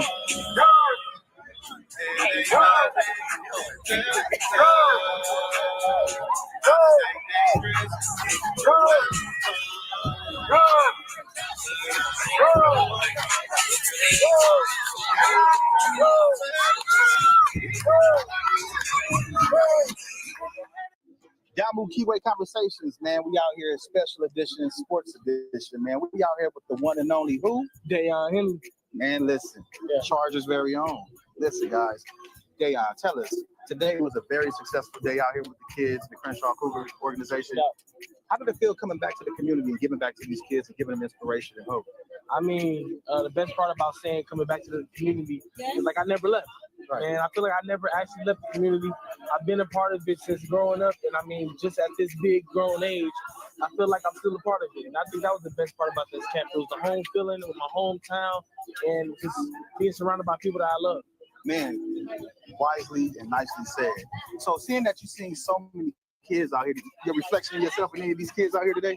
Oh, for sure. I mean, at all ages, I could see where I was every step of the way. And that was the best part about being. It's like just a whole bunch of nostalgia hitting me, being on the field that I grew up on, seeing the kids that I would have been competing with at that age. Right. You know, just telling myself, I would have had you when I was younger. Like that feeling, you can't escape it. It's amazing. And I mean, it ultimately makes me want to feel like one day I can see myself being the coach, you know, starting at a young age and then building up to the, you know, the adults or whoever it may be. But I do want to give back to the youth in that way. Giving back to I was a coach myself. I coached for the Compton Seahawks. Come on, man. We won my first year ever coaching. We won the championship. Matter of fact, we went back to back. That's dope. So I totally understand coming out here and it's like, it's pro bono, it's free. Giving your free knowledge and wisdom and game to these youngsters and skill set, because a lot of them don't have mentors. And you being able to do that and seeing yourself doing that, man, that is a beautiful thing, man. Being that you're playing for the Chargers now, you're just past your rookie season, you've got your experience. How has that experience been, and what did you learn, and what can you take to give back to the community, given that the NFL? I would definitely say my biggest advice is, you know, enjoy the business, understand that it is a business, and this is your job. Once you make that transition, this is your job. Like, not only are you doing the sport that you love, you working and you making money from it. So in the midst of all that, make sure you enjoy it, bro. Like you kind of get lost in that, what I just said, the business, you get lost in it, but you can't forget that you've been playing this since you was a little kid. Wow. You want to enjoy it, you want to have fun. Remember that it is a job, but you are having fun while doing a job that you work to get to.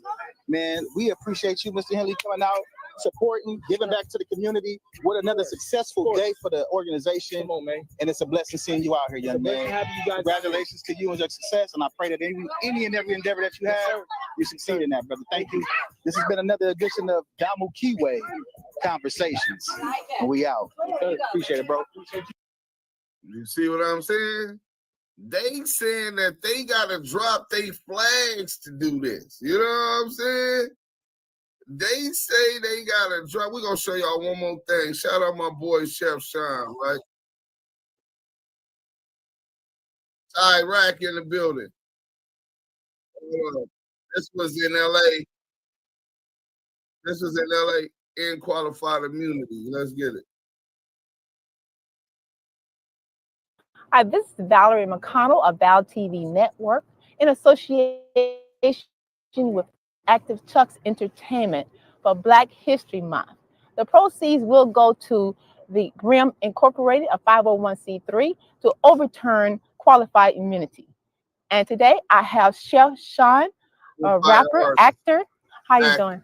I'm good. How are you? Thanks for having me. Awesome. You know, it's great to be sitting here with you today, celebrating Black History Month. Now, moving forward, Black History Month celebrated every year. What do Black History mean to you when it comes to celebrating our Black History people? I like to celebrate them every month, every day, you know. But since we have a designated month, you know, I do a little overboard. But yeah, man, you know, it's a lot of good things going on in the world, and it comes from, you know, Black history. So, you know, I like to celebrate it. Absolutely. Are there any people? So this was on for Black History. We did Black History Struggle, and because America still struggles with the history of melanated, whether telling the truth about the indigenous peoples to this land who were slaughtered. I'm talking about genocide here in the United States and throughout the Americas, or whether you're talking about the Atlantic slave trade, where Africans who came here and brought here as slaves were some of us were mistreated in the history with that, or the history with lynching and Jim Crow, or the prison industrial complex, or the banks discriminating us when it came down to loans to get homes or whatever, right? Or those Latinos that came from the Iberian Peninsula after the Alhambra decree, so of the Catholic Church. So we could discuss and talk about what our objective is, and if that's what your objective really is, great. We're all for that, in full support of it. What's going to save the babies? But we definitely disagree on what can save the babies. Being able to understand, have a chain of command, and people to understand the repercussions and regulations of those rules when you fail to when you violate one of those rules or one of those calls, like stand down. That's a G call.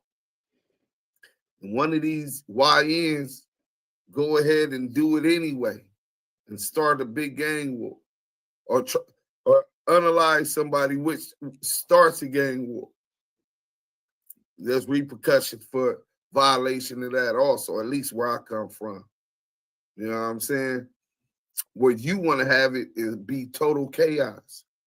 But hopefully y'all have some organizational skills and y'all come with an organization that's really focused on that. And but those are some of the things that prove that you can still be a gang member and do a lot of positivity in the community if it's about those kids.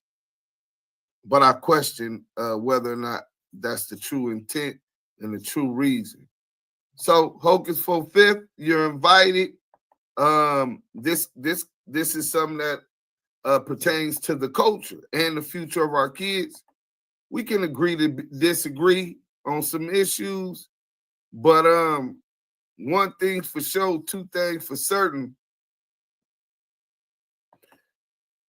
As long as we get there, whether it's by any means necessary, like Malcolm, or to turn the other cheek of Martin Luther King, whatever it is, we're going to get into this video, and then we got one more after that. And then we're going to get this to y'all so we can flame up the Mountaineer tonight, man. Let's go. Understand gang banging culture, will understand what flag is. Most typical, you guys would associate. A large touchscreen keeps everyone happy. Associated with, red being the Bloods or blue being Crips. And obviously you have different colors as gangs are very intricate.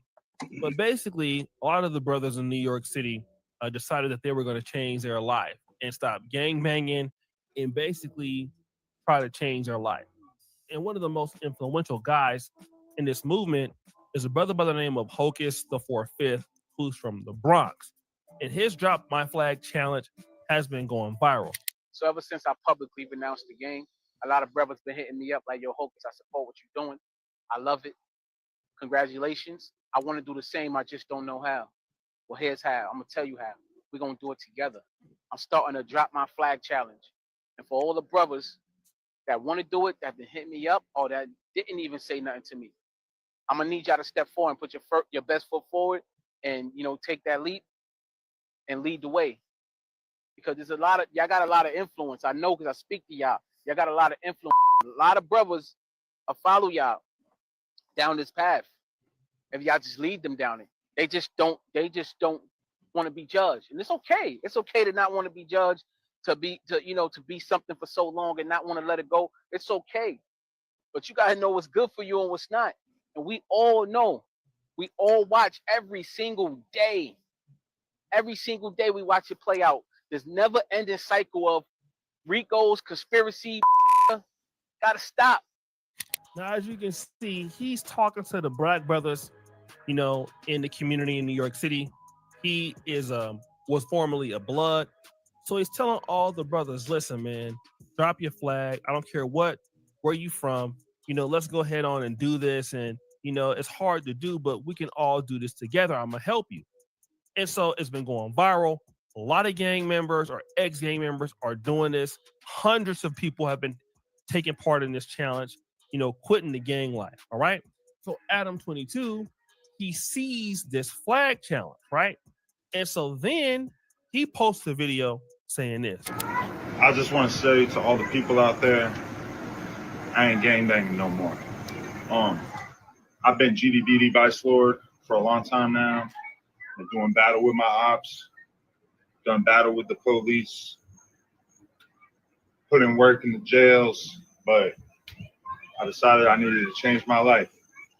Ever since the big homies caught me playing with my they've been extorting me $20K a month. I can't live like this no more, man. It's too expensive. And I'm ready to just be me. So I encourage everybody out there to do the Drop My Flag challenge and just live your truth on the dead homies. So yeah, gang banging is out. Carrot and myself is in. Peace. Now, Adam22 is not even in the East Coast. He's in Cali. Now, again, New Yorkers, they adopted Bloods and Crips a lot later, but this has nothing to do with what's going on the West Coast. This is a New York City thing, right? And so Adam22 is basically copying this thing, and he even mentions something about he's not a West Coast Blood or Crip, so he doesn't matter. But to say because this is a New York City thing, no, anything to do with the Bloods and Crips, we gonna have a say in that. You know what I'm saying? Maybe you don't understand that's how that go, but we gonna make sure we got not only a say, but the final say. Let's get to it though. You know what hole being played with, and basically it can be inferred that he's making fun of the gang members who are doing this challenge, implying that these young men are gay. That's what it comes off as, right? Hocus 45th responds to what Adam22 is doing by responding like this. You know what's crazy is when you brought your ass hunking Dorian ass to the Bronx, even though you whack 100 and I don't, I supported it. I supported it, you ass. Let's talk about it. My man Steph Belafonte, salute my Steph, told me you was coming to the Bronx, and I okayed it. I co-signed you coming to the Bronx. Me. Because if I would have said it's going to be up if you pull up, you would have never been allowed to come through. So you sitting here and you mocking my drop my flag challenge. You mocking me, son. Instead of supporting it. Funny thing, every time I'm doing something positive, every time it takes a you to come and try to destroy it. The colonizer. So he's like, yo, man, like, what's wrong with you? Are you making fun of my video? Now, again, we don't know who the video is for, but, he has every right to feel very bad about this or concerned about this because, listen, you are coming in and making fun of what we're doing. Why are you worried about it? And again, this is interesting because Adam22 is not black. He's not a gang member. We do know that No Jumper has gang members on there, but this is not his business. He should not be involved with this. Real. And so once this happens, Styles P of the Locks, what Jadakiss, he comments on what Adam22 is doing. And he says, whoever is black and his homeboy who's the goofy white boy who mocked putting down the flags for gang members, he must think y'all bees. Woo! Better G-check that ish and tell him, shut his federal mouth when he see black men trying to help black babies. So Adam22, he doesn't really respond to the Hocus 45th guy, but he is going to reply to Styles P. Get some shit up, all right. Let me explain this one. Styles P. I got a homie, a rapper, not from New York. You wouldn't know him. He got caught doing some gay shit, right? Some bullshit. I don't know, not like gay, but suspect, whatever. I'm looking through Instagram. I see this like drop your flag challenge. I'm like, oh man, I'm gonna take this opportunity. I'm gonna make my own version of this, but I'm gonna make it, the I got exposed for being gay version to kind of mirror the thing that had happened earlier that day with this homie of ours. So I do that, and then this dude Hocus 45th just chooses to take it upon himself to basically make it as if I was dissing him and everybody who said that they were dropping their flag. When in reality, I was making a joke that made 100% sense to us and apparently no sense to anybody else. So I'm just addressing Styles P because this is like, I met him before. I've been around him. I fuck with Styles P a long way, and he's just completely misrepresented. Now, again, what he's saying is, I had a friend getting caught up doing some gay stuff, and I just saw it trending and all this. Number one, first of all, your story don't even sound to be believable, right? You got a homeboy who got caught doing some gay stuff in New York City, but this is your friend. Number one, even if your friend got caught doing that, why would you mock him? Okay, that's how we know you lying. So allegedly, you have a friend who got caught doing some gay stuff in New York City, but you're not talking about anybody else. You're not talking about Hocus 45th, but now you're just bringing that up. That's a lie, all right? That story don't even make sense. And number two, why are you involved with that in the first place? Making jokes.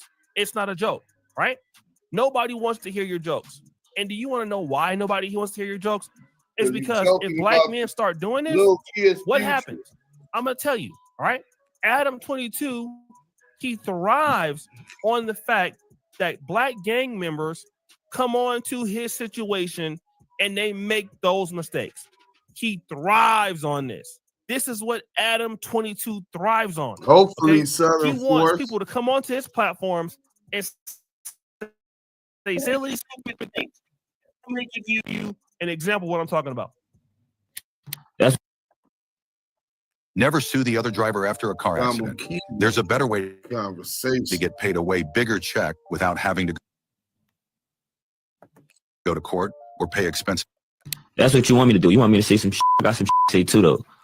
All odds, fuck CCK, LMG, 56th Street, Belmont. Y'all never got back. No, 44 CB Tammy, y'all. Look, 38th Street, 38th Street. Now, who was that dude? YBC Doll came on to his platform and said all of that. F this clip. He said, I know what you want. You want me to crash out, right? Yeah, Adam22 wanted him to crash out. Adam22 would love for you to come on and say, F this hood, F this person, all of that. And you want to know what happened to YBC Doll? He got killed, you know, not too long ago. Now, I'm not going to say that Adam22's podcast was the sole reason why he got killed, because, you know, the brother was doing, you know, I don't want to be mean or anything like that, right? But the brother was basically on his way out, all right? The way he was behaving, in my honest opinion. He was doing some stuff that was down bad, okay? And so, unfortunately, I believe he would lose his life anyway. But it didn't help the fact that he went on there and crashed out. Adam22 monetizes Black dysfunction, Black behavior, okay? This is what he does.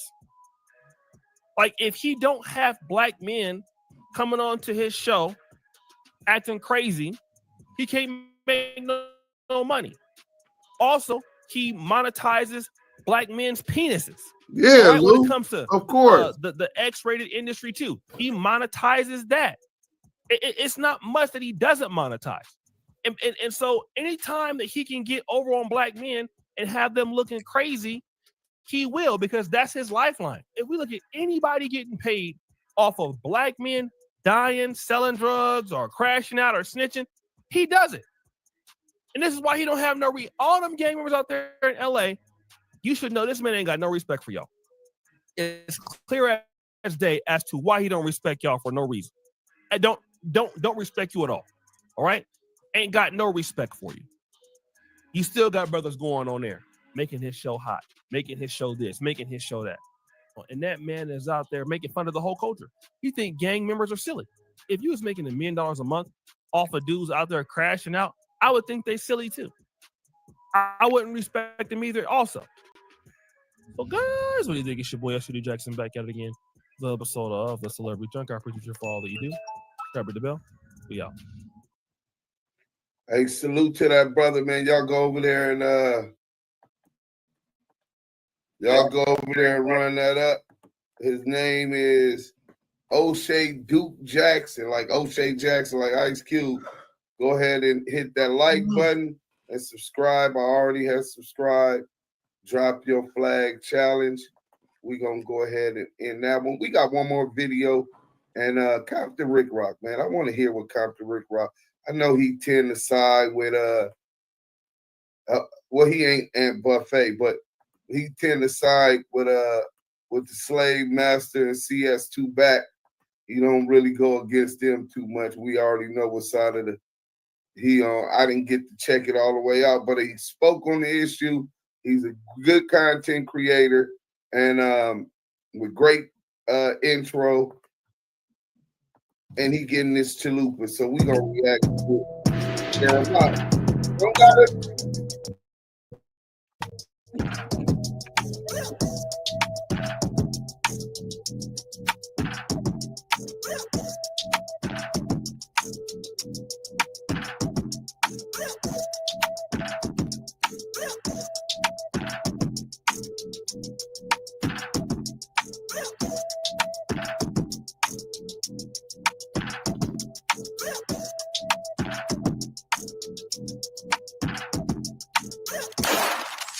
You're now watching Compton Rick Rock TV.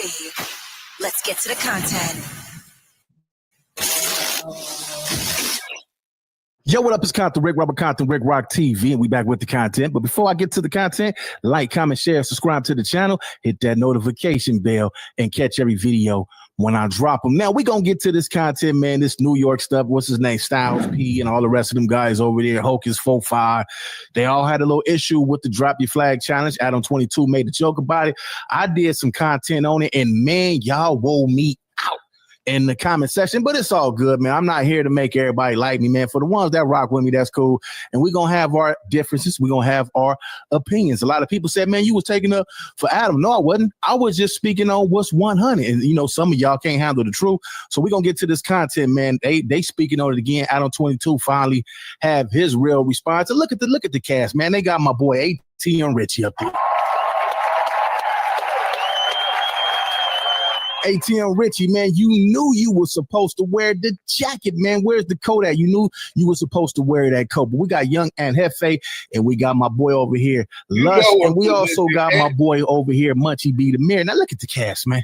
These dudes could have been in the streets, man. They say all money ain't good money. Well, I'd rather these guys be here, man. I just lost somebody, man.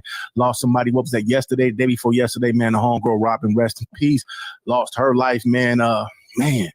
So yeah, man, a lot of people losing their life out here, man, and with the young males, the black men out here, a lot of them losing their lives, man, being up in the streets, man. So I'm glad to see these dudes. I don't care what the show is about, out the streets. Let's get to this content, man. We're gonna run it up real quick. Adam22, Munchie B, ATM Richie, and everybody else, man. They spoke on this whole issue about to drop your flag. Let's go. Basically, I got a on Sunday, I think it was, I'm at my girl's sister's house. We're hanging out. I'm looking at Instagram. I see something that is called the hashtag Drop Your Flag Challenge. Now, this is coming out of New York, but it's basically a trend that has been created out of New York. We're going to have to scroll down a little. Niggas from Grave Street. Make sure you peep each post, because I'm not sure exactly what is gonna. Yeah, is this it? For nearly 50 years, Harbor Freight has been a reliable source for the widest Kiwe conversation. Yeah. This is it. All right. So if we want to throw our headphones on, so this is the dude who started it. This is, I now know, Hocus 45th, who's basically like a you know where Munchie's headphones are? Right here. Apparently, I had never heard of this guy. Well, I had heard his name before, but I did not. The Drop Your Flag Challenge, man, for y'all that don't know, let me catch y'all up, man. The Drop Your Flag, these dudes in New York and other places, man, they feel like, man, we don't want to carry on the tradition of the gang banging, man. It's not even our culture. Why are we represent something that's destroying our neighborhood and our community? Let's put that to the side. Let them dudes over there have that. And, you know, y'all could do what y'all want to do, man. We're not telling y'all what to do, what not to do. Y'all didn't even have to bring that to the internet. That's what y'all want to do. Just do it. Why did you bring it to the internet? You ain't got to bring it to the internet. Tell your homies over there, drop their flags, whatever. But over here in LA, man, these dudes ain't dropping their flags. You got some dudes who homies didn't got wet up. They didn't got smoked. Some of they family, man, they like, man, we not doing that, man. We in it. Yeah, and that's like a slap in the face to those who took that same pledge, took that same dedication, fought with them, hung with them, rolled with them, and now they dead, and you just, that was stupid, and this and that. Nah, obviously shit happens. It's a sad reality. The fact that you believed in what you pledged to is what keeps you going. Nah, my niggas, I believe that we're doing right, protecting our community from anybody. Just because they look like me, that don't mean they could come to my neighborhood and try to unalive me. Just because they got a pussy don't mean that they could come to my neighborhood and oppress me. Just because they got the caucasity don't mean I'm going to accept them coming to my neighborhood and disrespecting my family, my tribe, my village. So those that lost thousands and thousands of lives lost, it's not for play. Some of us really meant that pledge. It wasn't a fashion statement, Hocus 45th. It wasn't trendy, Hocus 45th. And that's one reason why a lot of dudes in the land Right, G-Man. Look at homies out of state and out of town and be like, they don't respect it. They don't want to accept it. That's nasty work. But ultimately, that's what it comes down. Salute to the homies that is from the cradle to the grave. You know what I'm saying? Life ain't never been easy. Living in the ghetto. It's for life. Once you sign up for this stuff, and I know, man, it's hard to explain this stuff, man. But some dudes is not going for it. They're not going to drop their flags. But just because you from a certain section that you grow up with, you represent, that don't mean you got to be one of the dudes in the street shooting up the block, shooting up the town. You ain't got to do that. I know a whole lot of people that's engaged and still doing something positive for their community, man. Let's get back to it. Not actually familiar with who he was or anything like that, and so I saw this. It is currently a trend in New York City where gang members at UNC status, 29 years plus, are dropping their flags and cutting their gang ties. Let's watch this clip so we can just get a flavor for what this challenge is all about. That ain't even an OG. Point in my life where I see what's wrong and I want to fix it. So with that being said, I want to denounce all gangs. I want to denounce any and every gang affiliation of mine, particularly the Sex Money Murder gang. I would be so pissed if I made an Instagram story and it was posted on an account and they sped my voice up like this. Yeah, like, what the fuck are this? Anyway, he's basically saying, because I guess he got a RICO. I don't know what the RICO is about exactly. I don't know if he's just trying to shake the feds by claiming that he's not. That's what he's doing. That ain't nothing wrong with that. That's smart. Get on here and denounce your gang, man. I'm not with that no more. I'm not in no gang. I'm not with none of that, man. So I understand where he's coming from. I get it. Maybe he using this, like they say, for his RICO. Maybe he's saying, man, I'm not with the street stuff. I'm not with the gang stuff. Let me talk everybody else into dropping their flags also. A gang member or what? I don't think it works like that. But he's saying that he's cutting all his gang ties. I don't think he started Sex Money Murder, but apparently he's like a big factor in Sex Money Murder, which is a big gang on the East Coast. All right, keep playing it. Represented in a culture that I push forward. A lot of people became Sex Money Murder because of me. I influenced a lot of people, you know. And I look back, and I'm not mad about my past because, you know, it is what it is. And hey, look, as long as I feel like I'm doing something about it now, I feel like this is the right step towards, you know, helping my community, and that's what I want to do. And like I said a little while ago, gang culture, it's over. It's over. Y'all see what's going on? The FBI, we all are watching our young men and women be destroyed, destroying themselves, and also being destroyed by the FBI. We're watching it. I come to a pivotal point in my life where I see what's wrong, and I want to fix it. So that being said, I want to denounce. Go to the next one. For the people that I love, I'm going to be a man and a father going forward, not a crip. Because none of this game banger shit in New York City makes sense anyway. Whether you cribbing, whatever you are, with some low. What do y'all got to say about this in the comment section? What do y'all got to say about this? All these young men, you know, they say, you know what, we done with this stuff, man. We want to take care of our families. We don't want to be a part of killing each other no more. We don't want to be a part of going to war with each other no more. And for the ones that get it, they get it. For the ones that's mature and understand, it's clearly, this is not even a no-brainer. But at the same time, what do y'all think about this, man? Shit is segregational, separational, and everybody block think they bigger than the program. That niggas is not even with no card for real. And I don't even want to get into that. So at the end of the day, I'm not neighborhood no more. I'm not Crip no more. And none of you niggas can lock me out either. Holla. All right, pause it. Okay, before we even get into anything about what my response was to this or anything, I would like to hear you guys' thoughts on this as LA members. Okay, look, let me start. That's the best thing happening right now. Dropping your flag. The best thing happening is to drop your flag. If you have not accumulated a name and a reputation right now, right? It's no reason to even join anything. Basically, I get what you're saying, Richie. If you ain't got a name for yourself right now, it's over. And if you 30, 20, y'all still trying to get a name for yourself, that shit over with. If you didn't get it at 14, 13 by now, it's a wrap. And if you have, right? I think that's the best thing going, because guess what? There will be decades after decades and decades and centuries, and the game will continue to change. So if your name is solid and you have a lot of solidarity, because solidarity is key amongst you and your name and your reputation, I think you should start finding something else to do. If you've been injured in an accident, put a Powerful law firm Hit on that your like side. button. Let's get Call to Kiwe. it. I'm Kiwe. I knew this dude was intelligent. Never forget where you come from, though, man. Don't turn your back on your community. If this is something that you want to do, you don't even have to announce it. Like I say, just go on about your life, do something different. That's it.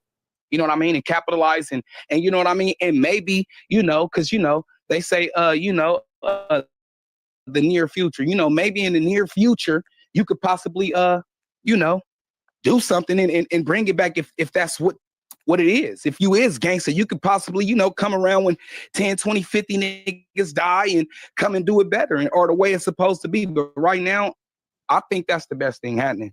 But at the same time, y'all can't forget that these neighborhoods that y'all represent and some of these areas that y'all come from made you who you are. That's why you sitting in that seat that you're sitting in, because you come from these areas that built you up and made you who you are today. Now, whether it was negative or whether there was some positive going along with it, it still made you who you are. That built your character. That made you. So you can't really too much talk bad on where you come from. But if you don't want to join the gang, like I say, you don't have to get on TV. Just go do something and start doing positive stuff and move different. Ain't gonna lie. As a black man, and you know what I mean? I'd have been to prison, the county jail, and all that shit.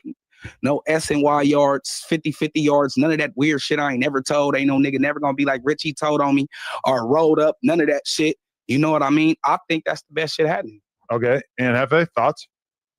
Go third. Once you go. Ooh, okay. First of all, they dropped your flag term. That's not no California shit. We don't say that. It's a federal term. Well, people do drop their flags, right? We don't say that though. We don't say that. Terminology. On count, we drop get the memo flag, them terms is used in the feds. Okay. Yeah, we don't say drop your flag. We just going about our business and start doing other stuff. You don't say, when they say, man, what's up with the homie? Oh man, the homie changed his life, man. The homie turned his life around. He don't even come over here no more. The homie he done got him a family, man. He done moved out of state, man. He doing good. That's how they do that. Well, California gang members don't use that term, bro. Like drop your flag. I don't even know what that means. Right. And then if you want to change your life, like, you know what I'm saying, you can do the positive thing and still be from where you from. You ain't gotta, like, you know what I'm saying? Right. You ain't gotta do that. And then or go take your put off. Fuck you talking about drop your flag. Like, I don't understand the term. That's what throw me off. Yeah, if you from the gang culture, yeah, you supposed to go get a put off. You got put on, go get your ass put off. Like, drop your flag. The first time I heard that was Quando. Was it Quando Rondo? Yep. And he's a yee. So, but I just feel at that age you're supposed to be entering doing something better anyway, because all the videos that came across niggas dropping their flag, they order anyway. You know what I'm saying? You, like, I don't know.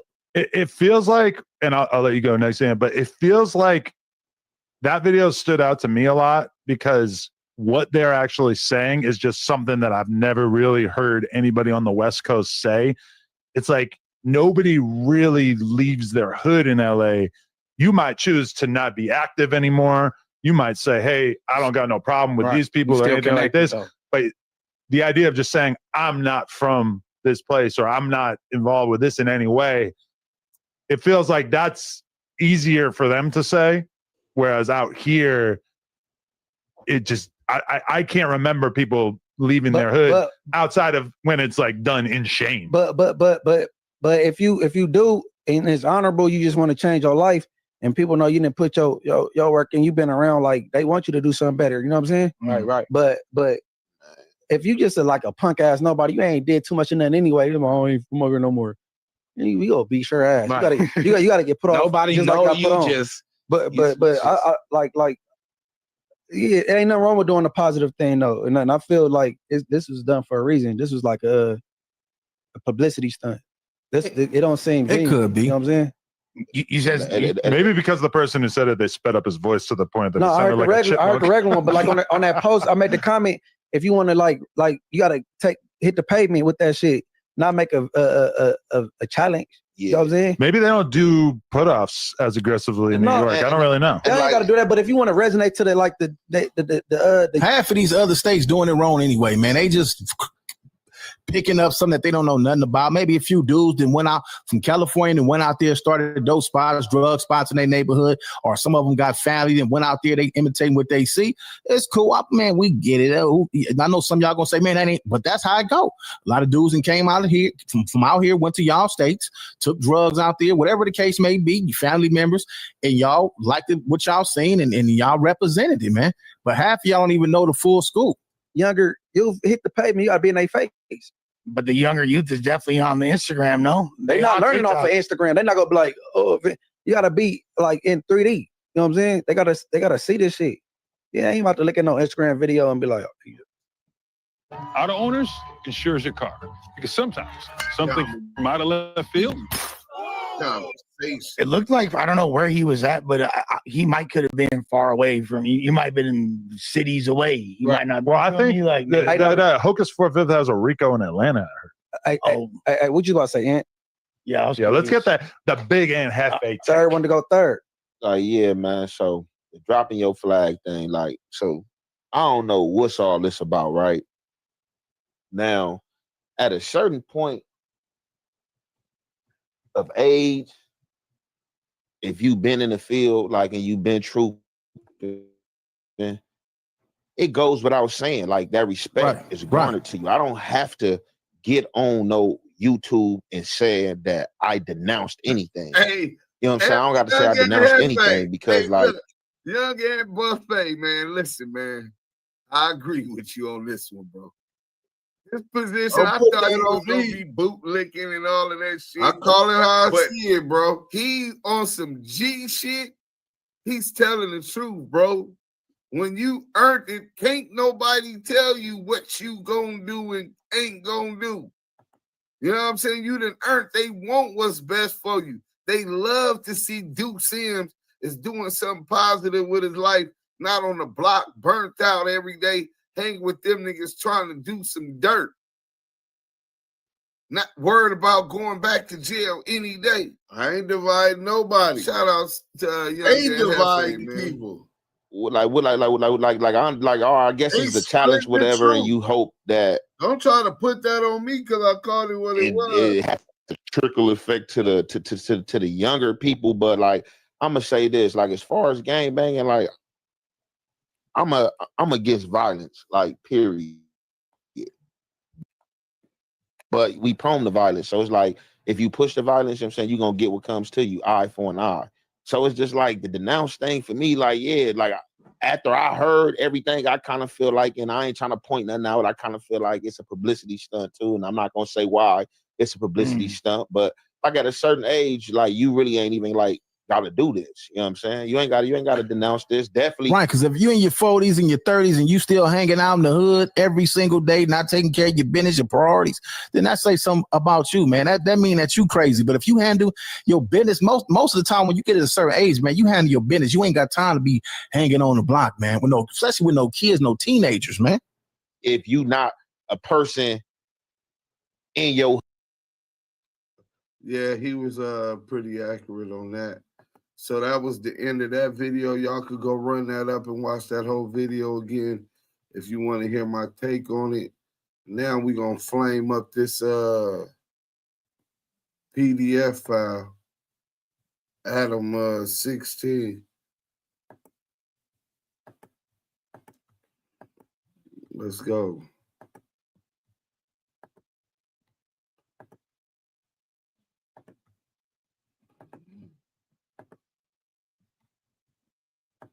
Of Miami-Dade County, it is your right to know the names and likenesses of sex offenders living in your area. As a public service, we have created this video tape that was the so that idea you and your friends and family can stay aware, stay safe, and maybe even have a little fun. Enjoy.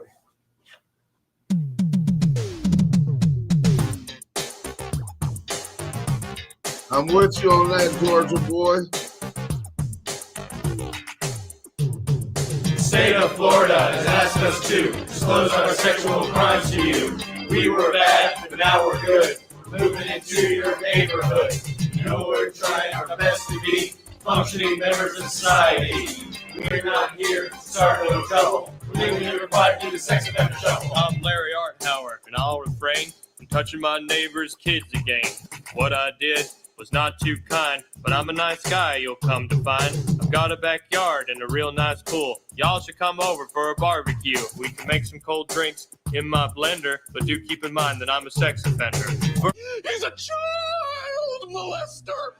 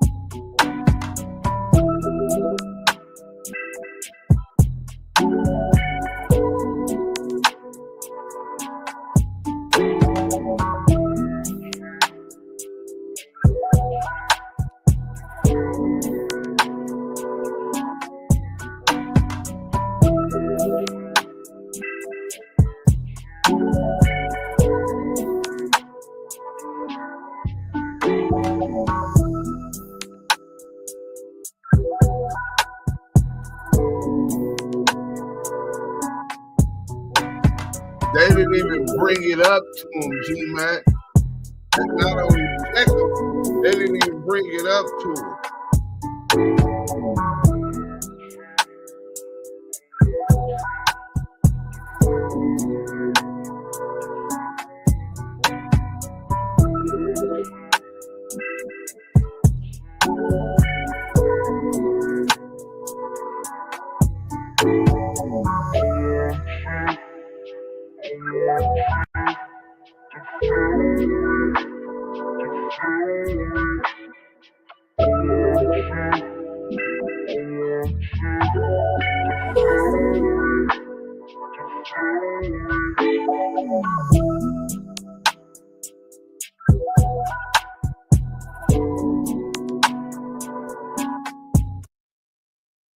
So they basically break it down about COINTELPRO and how they infiltrated different subcultures that were influential so that they could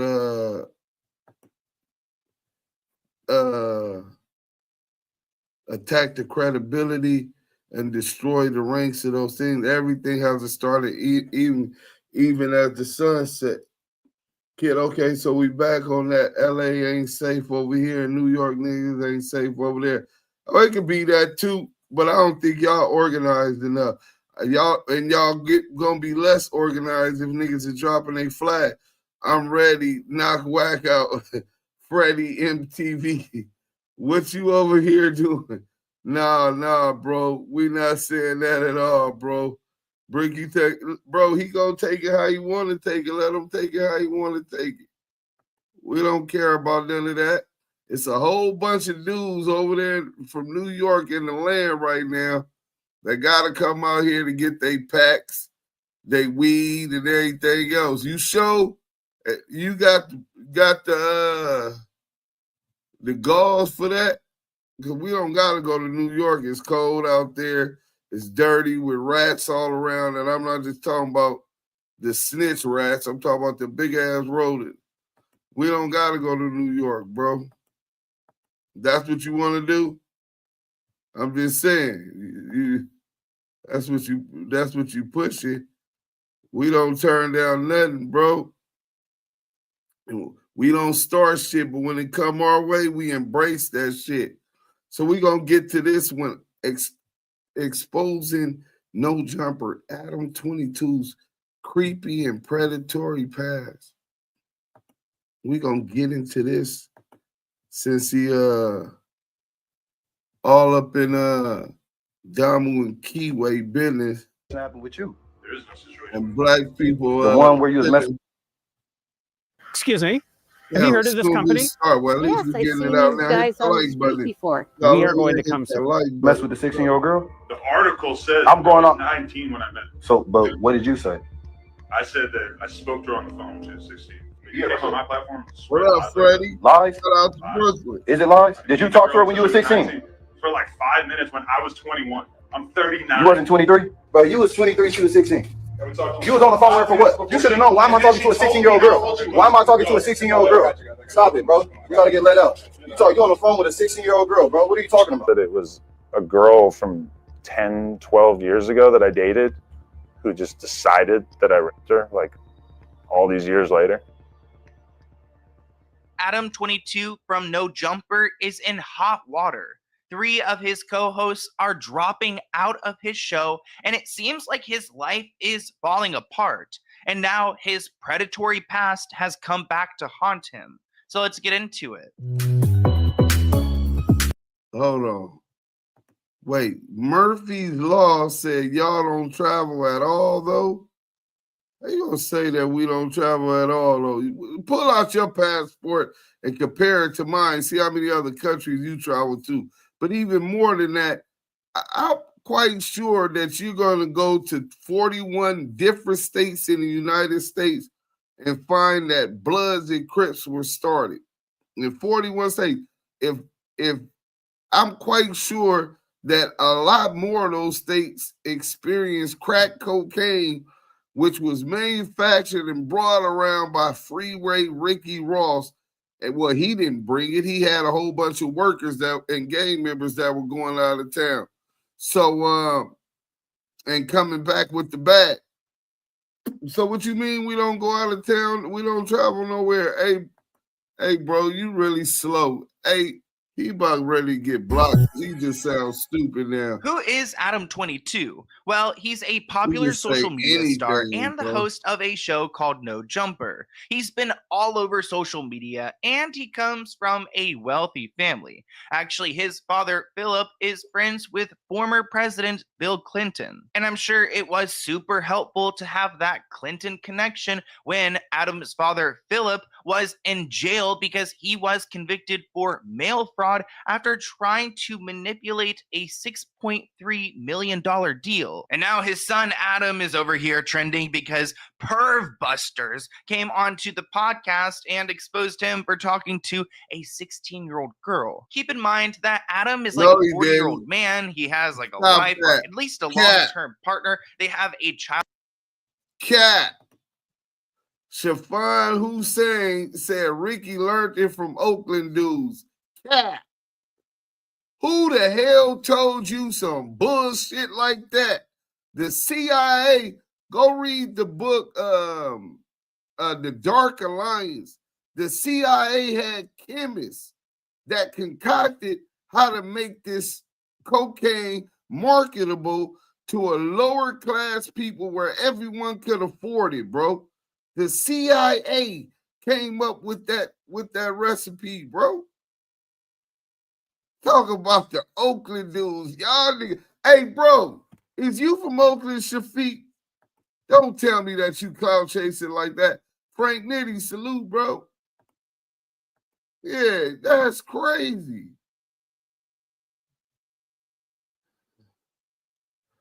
Oh, line up a fade with CS2 back. Bro, you got a better chance of getting together. So this Michelle isn't a good Obama. look. Adam22 deleted a live stream podcast with the official Perv Busters after they confronted him about allegedly talking to a 16-year-old girl when he was 23. Here's a picture of the official Perv Busters Instagram. I'm not entirely sure why Adam invited them to his podcast, but he has a lot of guests, so I guess they were on the list. Although the podcast episode was deleted, one of the members of this everybody know took that, man. That dude video just said of them anything. confronting Adam about this, and we got some of his reactions. This video has at least 11 million views on Twitter, so Adam must not be happy that these guys were filming. We talking about the whole lust situation and everything, but I'll be a hypocrite if I don't address the situation that happened with you. There is no situation on me. The one where you was messing with the 16-year-old girl? Never happened. What do you think happened? The article says I'm going I was on 19 when I met her. She was 19 when you met her? Yeah. The article says it. So, but what did you say? I said that I spoke to her on the phone. She was 16 before I We realized. ain't saying that. All right, well, That's how we catch a lot of. That's how we catch them. So Murphy's Adam Law, acknowledges speaking that's to his this foreign girl and charges that she was to get underage. So victimized, honestly, bro. speaking to these guys You isn't talking helping telling his us case like here. they And there. what he's being Them accused of dudes is ain't speaking about to that this life. young girl, and You see there's what a they lot more doing to the already. story. You didn't even know that she was doing something fucked up. It don't even matter, but that's how we That's catch cool that them. you feel like you're gonna come on my platform and expose me though. Like, why? No, it was just in the midst of the conversation. It was in the midst of he didn't. Hey, it's not on him or nothing. It was in the midst of the conversation. You came on my platform and spread lies like that? Lies? Lies. Is it lies? I mean, you could have done some research and figured out any. Did you talk to her when you were 16? For like 5 minutes when I was 21. You can already see that Adam is getting defensive and doesn't like the fact that they are bringing this to his platform. And then he does acknowledge that he did speak to this person for at least 5 minutes. And that's when these people really get riled up and he ends up kicking them out. I'm 39. You wasn't 23? I might have been 21, 22. How you don't know? How you don't know if you was Because it was 21? 20 years ago. It still happened though, but we can't take that jacket off. We can't take that jacket off for nobody. Right? You gotta go. Hey man, no. Let's go. Look, yeah. Yeah, season 6. I'll keep the cut. Bro, you think I don't got the article? Bro, I got the article and all that, bro. Like, come on, man. I read it. Bro, you was 23, she was 16. You was on the phone with her for what? You should have known. Why am I talking to a 16-year-old girl? Why am I talking to a 16-year-old girl? Stop it, bro. You gotta get let out. You on the phone with a 16-year-old girl, bro. What are you talking about? There seems to be a lot of discrepancies when it comes to his age. At some point, he says 23. Some reports say 21. So we really don't know. Seems like we don't even know the age of this person because at some points they say 16. At some points it's 19. But there have been other reports of this story. So let's go ahead and break down what we know. So this person goes by D when they speak to the media outlet Pitchfork. And they share that they had met. Oh, come on, seriously? Let me get off of this. Okay. Adam back in 2006 when they were 16 on a messaging board. She claims that they didn't speak for a period of time, and actually 3 years later they reconnected because D had gotten out of a relationship. She ended up booking a flight to go visit him in New York, and she wanted to go and spend time with him and to kiss him, but she claims she didn't want to have sex then. So we've got two situations going on here. The perf busters brought up the fact that this girl was 16 when Adam first started talking to her, which is problematic. And then we've got this issue here where 3 years later, he forces himself on top of her. She claims that she was pushing him off of her, blocking her private parts, telling him not to go there, don't put your fingers in there, don't go anywhere near there. But he's 6'4", she's 5'3". He can do whatever he wanted to. She said that she was trying to fight him off, but he just did it. She couldn't control him because he was much larger and stronger than her. So ultimately it happened, and she's claiming that he had assaulted her. But he's saying that this is all BS. He dated this girl like 12 years ago. They had a delightful relationship, but then she started, I guess, cheating on him with some guy in a band, and they ended up breaking up. And it seems like now she's coming after him, according to his perspective. What were the allegations that were the most? Allegations, the crazy about it was just that it was a girl from 10, 12 years ago that I dated who just decided that I raped her, like, all these years later. First, she was trying to tell this reporter that she was underage when I slept with her. And then the reporter starts looking into it and he figures out, like, oh no, like, you were of age. She was of age when I met her. So Adam's claiming that this is all BS. It's all made up. It's just, designed to try to ruin him. But Dean maintains that this happened and claimed that even Adam recognized that she was upset afterwards. He asked her why she was upset. Quote, I was like, dude, I told you I wanted to wait. You knew this was special to me and I wanted to wait. Why did you do that? She said that he told her to keep what happened a secret between the two of them and that he mentioned he was still getting lots of heat over Jane. He was terrified. She claims that she didn't go to the police. Quote, no one understands why people never go to the cops.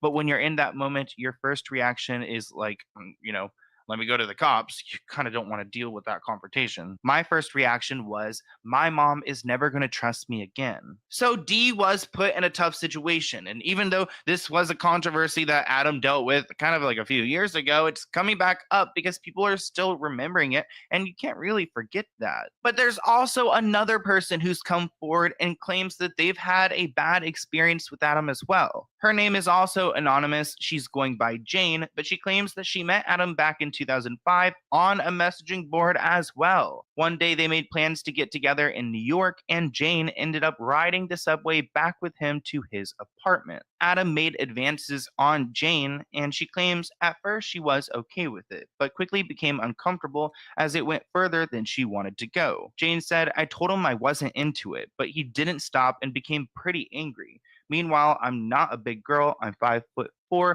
and Adam is well over 6 foot. I was terrified and froze while he did it with me, basically my lifeless body. I was too afraid to fight back in fear that he would hurt me, so I just laid in terror. Eventually he stopped, I changed, and I immediately left. I remember waiting in the subway, sobbing, thinking I should have fought back. I should have gotten out of there. I felt guilty, violated, and scared. She said she confided in one person who she thought she trusted about the assault, but did not go to the police or any other authorities. For reasons I still do not understand, he told Adam, Jane said. Adam immediately took it to a public forum where we both were members of and plastered my supposed lie all over it. This is a really disturbing part of the story because Adam22 went to social media and wrote a blog post about Jane and how she was accusing him of doing these things, which he claims aren't factual. Adam wrote a blog post titled "The Time a Girl Accused me of the R word." He included photos of Jane as well as her first name, and he discussed confronting her on the message board. He also described getting physical with her in graphic, which he maintained was consensual. He wrote, she was letting me touch her all over and was making out with me the whole time, but she didn't seem like she was really enjoying it all that much. So consensual? How much a woman enjoys getting intimate is usually not highly correlated to how much fun I'm having, though. So I didn't give it much thought, which, that sounds like almost like an admission in my opinion. Girl from back around that same time period who came out anonymously and said shit about me. Like Atlantic did a whole, they hired investigators to investigate all of that shit. I sat through like many, many hours of investigation. The investigators told me that they didn't have anything solid to go on. Here's to chasing fall in Wisconsin and riding a wave of new adventures.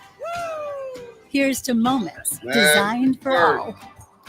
He claims that this whole thing was investigated by a record label and he's been cleared. But, I mean, you guys trust the music industry and the entertainment industry and these record labels. Like, I mean, if anything, they're going to go see what they can make disappear. And then if they can make it disappear, you're all good. And if not, then they go into repair mode. But right now, No Jumper could use some repair mode because they are really breaking down as a podcast. They are experiencing a lot of loss because recently Adam22 fired one of his co-hosts because it seems like this co-host was going around and talking about salaries and people's positions on the podcast, and Adam decided to take it to the live stream and do it in front of everyone. Lush, you lied to me. What? You lied to me, Lush. About what? What I just tried to talk to you about in the hall? Nah. Yeah. Nah. Adam, yeah. I didn't say nothing. Well, I got confirmation from a bunch of different people. Nah, fool. Yeah. Nah. Yeah. And it looks funnier the more you lie. I really like when? I mean, how many people do I need to have confirm it before it's like crazy shit? Like, bro, I've talked to you about talking in the fucking Discord and saying crazy shit, but I never knew that you were this fucking loony with it, bro. Obviously, it's really tense in there, and Discord is like the source of so many problems. I have a love-hate relationship with it, but this guy seems to be talking in the Discord, and Adam has some receipts, and clearly he's upset because, like, why are you doing this live? Why are you trying to make a mockery of your employee and your friend? Like, when did I say that? No, you did. You said a bunch of shit talking about how much people get paid and shit, bro. No, I didn't do that. Yeah. That's complete cap. Like seriously, like we could go in the Discord and talk to those people directly. I would love that. I would love to be proven wrong because the fact that I trusted you this much and that I've just had all this shit revealed I don't to me, even know what people get paid. it would take on that. okay, but I mean, why do I have random people in the Discord telling me, oh, so and so said this, and it's like something that I guarantee somebody said to you or that you've heard around the office, but that you never obviously should have fucking spoke on. No, you can see it in Adam's face how angry he is and how uncomfortable the room is. Like that guy in the middle just like dismissed himself because he couldn't handle what was going on there, and they're really kind of like going around like what the real issue is, probably because they are on live. But towards the end we got a hint of like what he's upset about, because it's obviously something involving salaries and payment and employment. So Adam seems like a messy boss. I honestly think, at least for now, maybe we could come to the bottom of this at some point, but it's probably better that you just leave. All right, man. Thank you. Ladies and gentlemen, I did not expect this to be a narrative that was taking place today, but we got to hold ourselves to a higher standard. And yeah, I don't know, dude. I'm just super disappointed. I didn't do that, bro. Okay.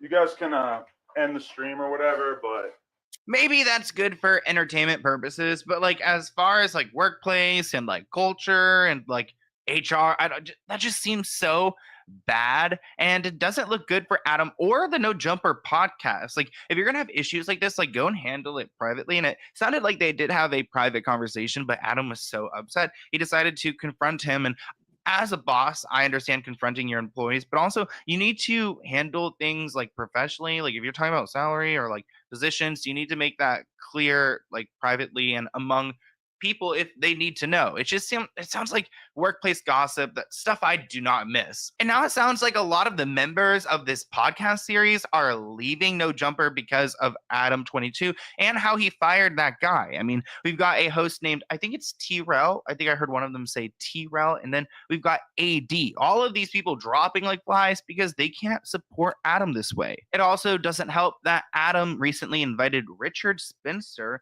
an accused racist and white supremacist, onto the podcast for a discussion, and the host AD wasn't happy about it. So between the firing and the Spencer guy, he was like, you know what? I don't think the vibes are great here. I'm out. A couple of hit ups.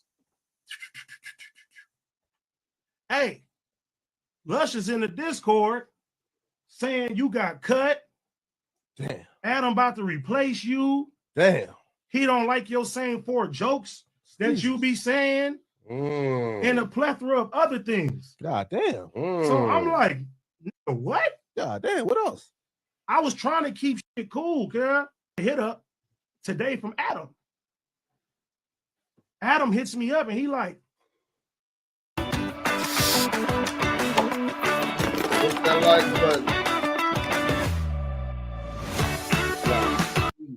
Hey man, is everything cool and stuff like that? I just, I want to make sure that we on the same page, and I never felt this way and saying all that. I said, man, check it out, bro. Yeah.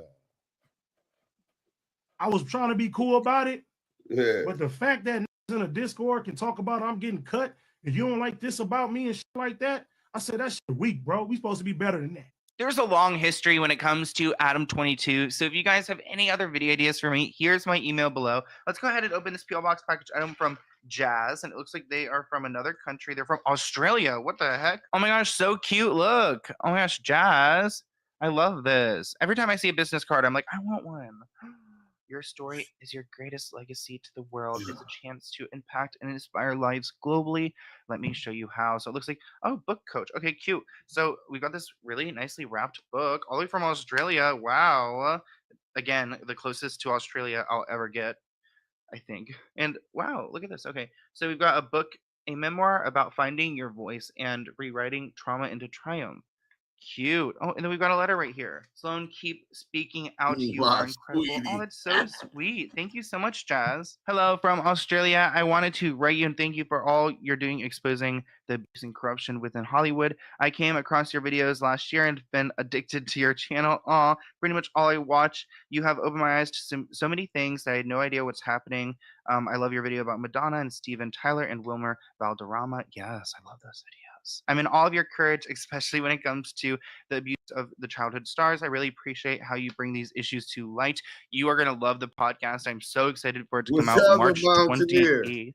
I'm on the Mountaineer I right wanted now. to send you a copy of my book. Oh, it's your book? Oh, it is your book. Jazz Rawson. Oh, cute. Oh my gosh. I didn't realize your hair was how did I just not know? He's doing his shout outs. That's pretty much it. So that's a little bit about the Mountaineer that they allowing to have them walking around on eggshells, firing them. And then mind you, he goes after a certain kind of person on the show. A house nigga, a sambo. He gotta have a sambo or you're not gonna make it up there, right? He looked for dudes that got fake histories and upbringings, right?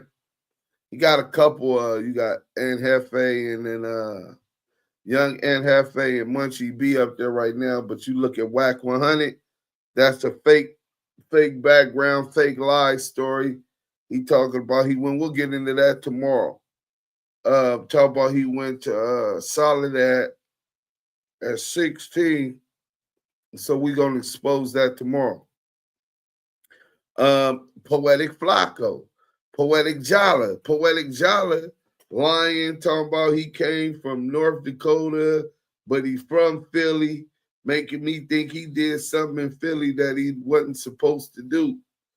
Big Chuck, Cheeseburger Chuck, another person claimed he from Chicago, but he live in Vegas, said he no limit, and they don't even know him. He lying, right? These dudes, same thing with Ghost from the Exposers, right? A lot of these dudes is known rats. Oh, excuse me. Known rats, just like they had G-Face, the Armenian rat. These dudes that's going up to No Jumper, these podcasters are faking Fetty Nash, talking about he from 60s. Come to find out he false flagging. He really from the Manors in Sacramento. Nigga, how you claiming two different sets? Oh, well, when I'm in Sacramento, I've been from the Manors since I was 9 years old. But when I go to LA, I'm from 6'0". So what happened when you go to Atlanta? What you claim when you get to New York? This shit is weird. Fetty Nash, you know what I'm saying? 1090J, another one. All of these frauds are the kind of fabric made up of No Jumper interviews as well as workers.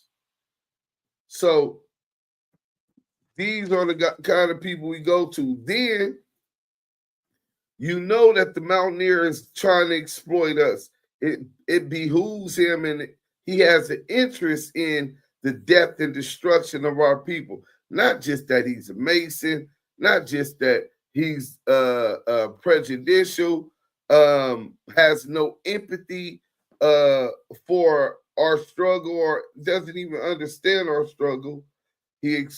But everybody he exploit, going to jail, he trying to get you in jail.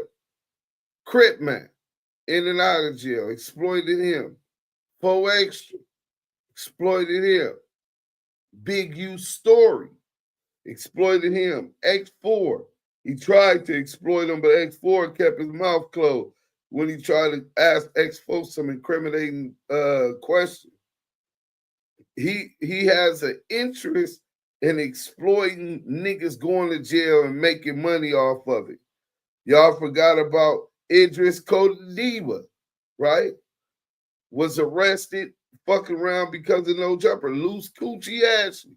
They exploit him even while he there, got him calling in, right? Then Stupid Young had got a parole violation doing an interview with this nigga. No Jumper is the new 21 Jump Street. It's a federal psyop. And if you guys are going up there, then don't write us later and ask us to feel bad for your clout chasing ass. I stayed away from that. I've been on a protest against no jumper.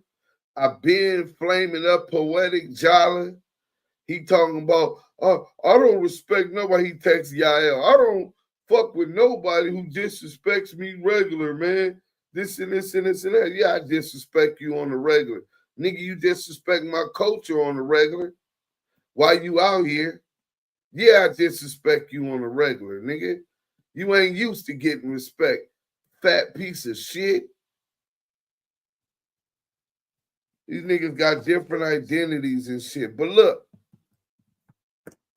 don't allow these dudes that exploit our culture, our communities, especially with getting just on his clips, 500 million views, 500 million views a month.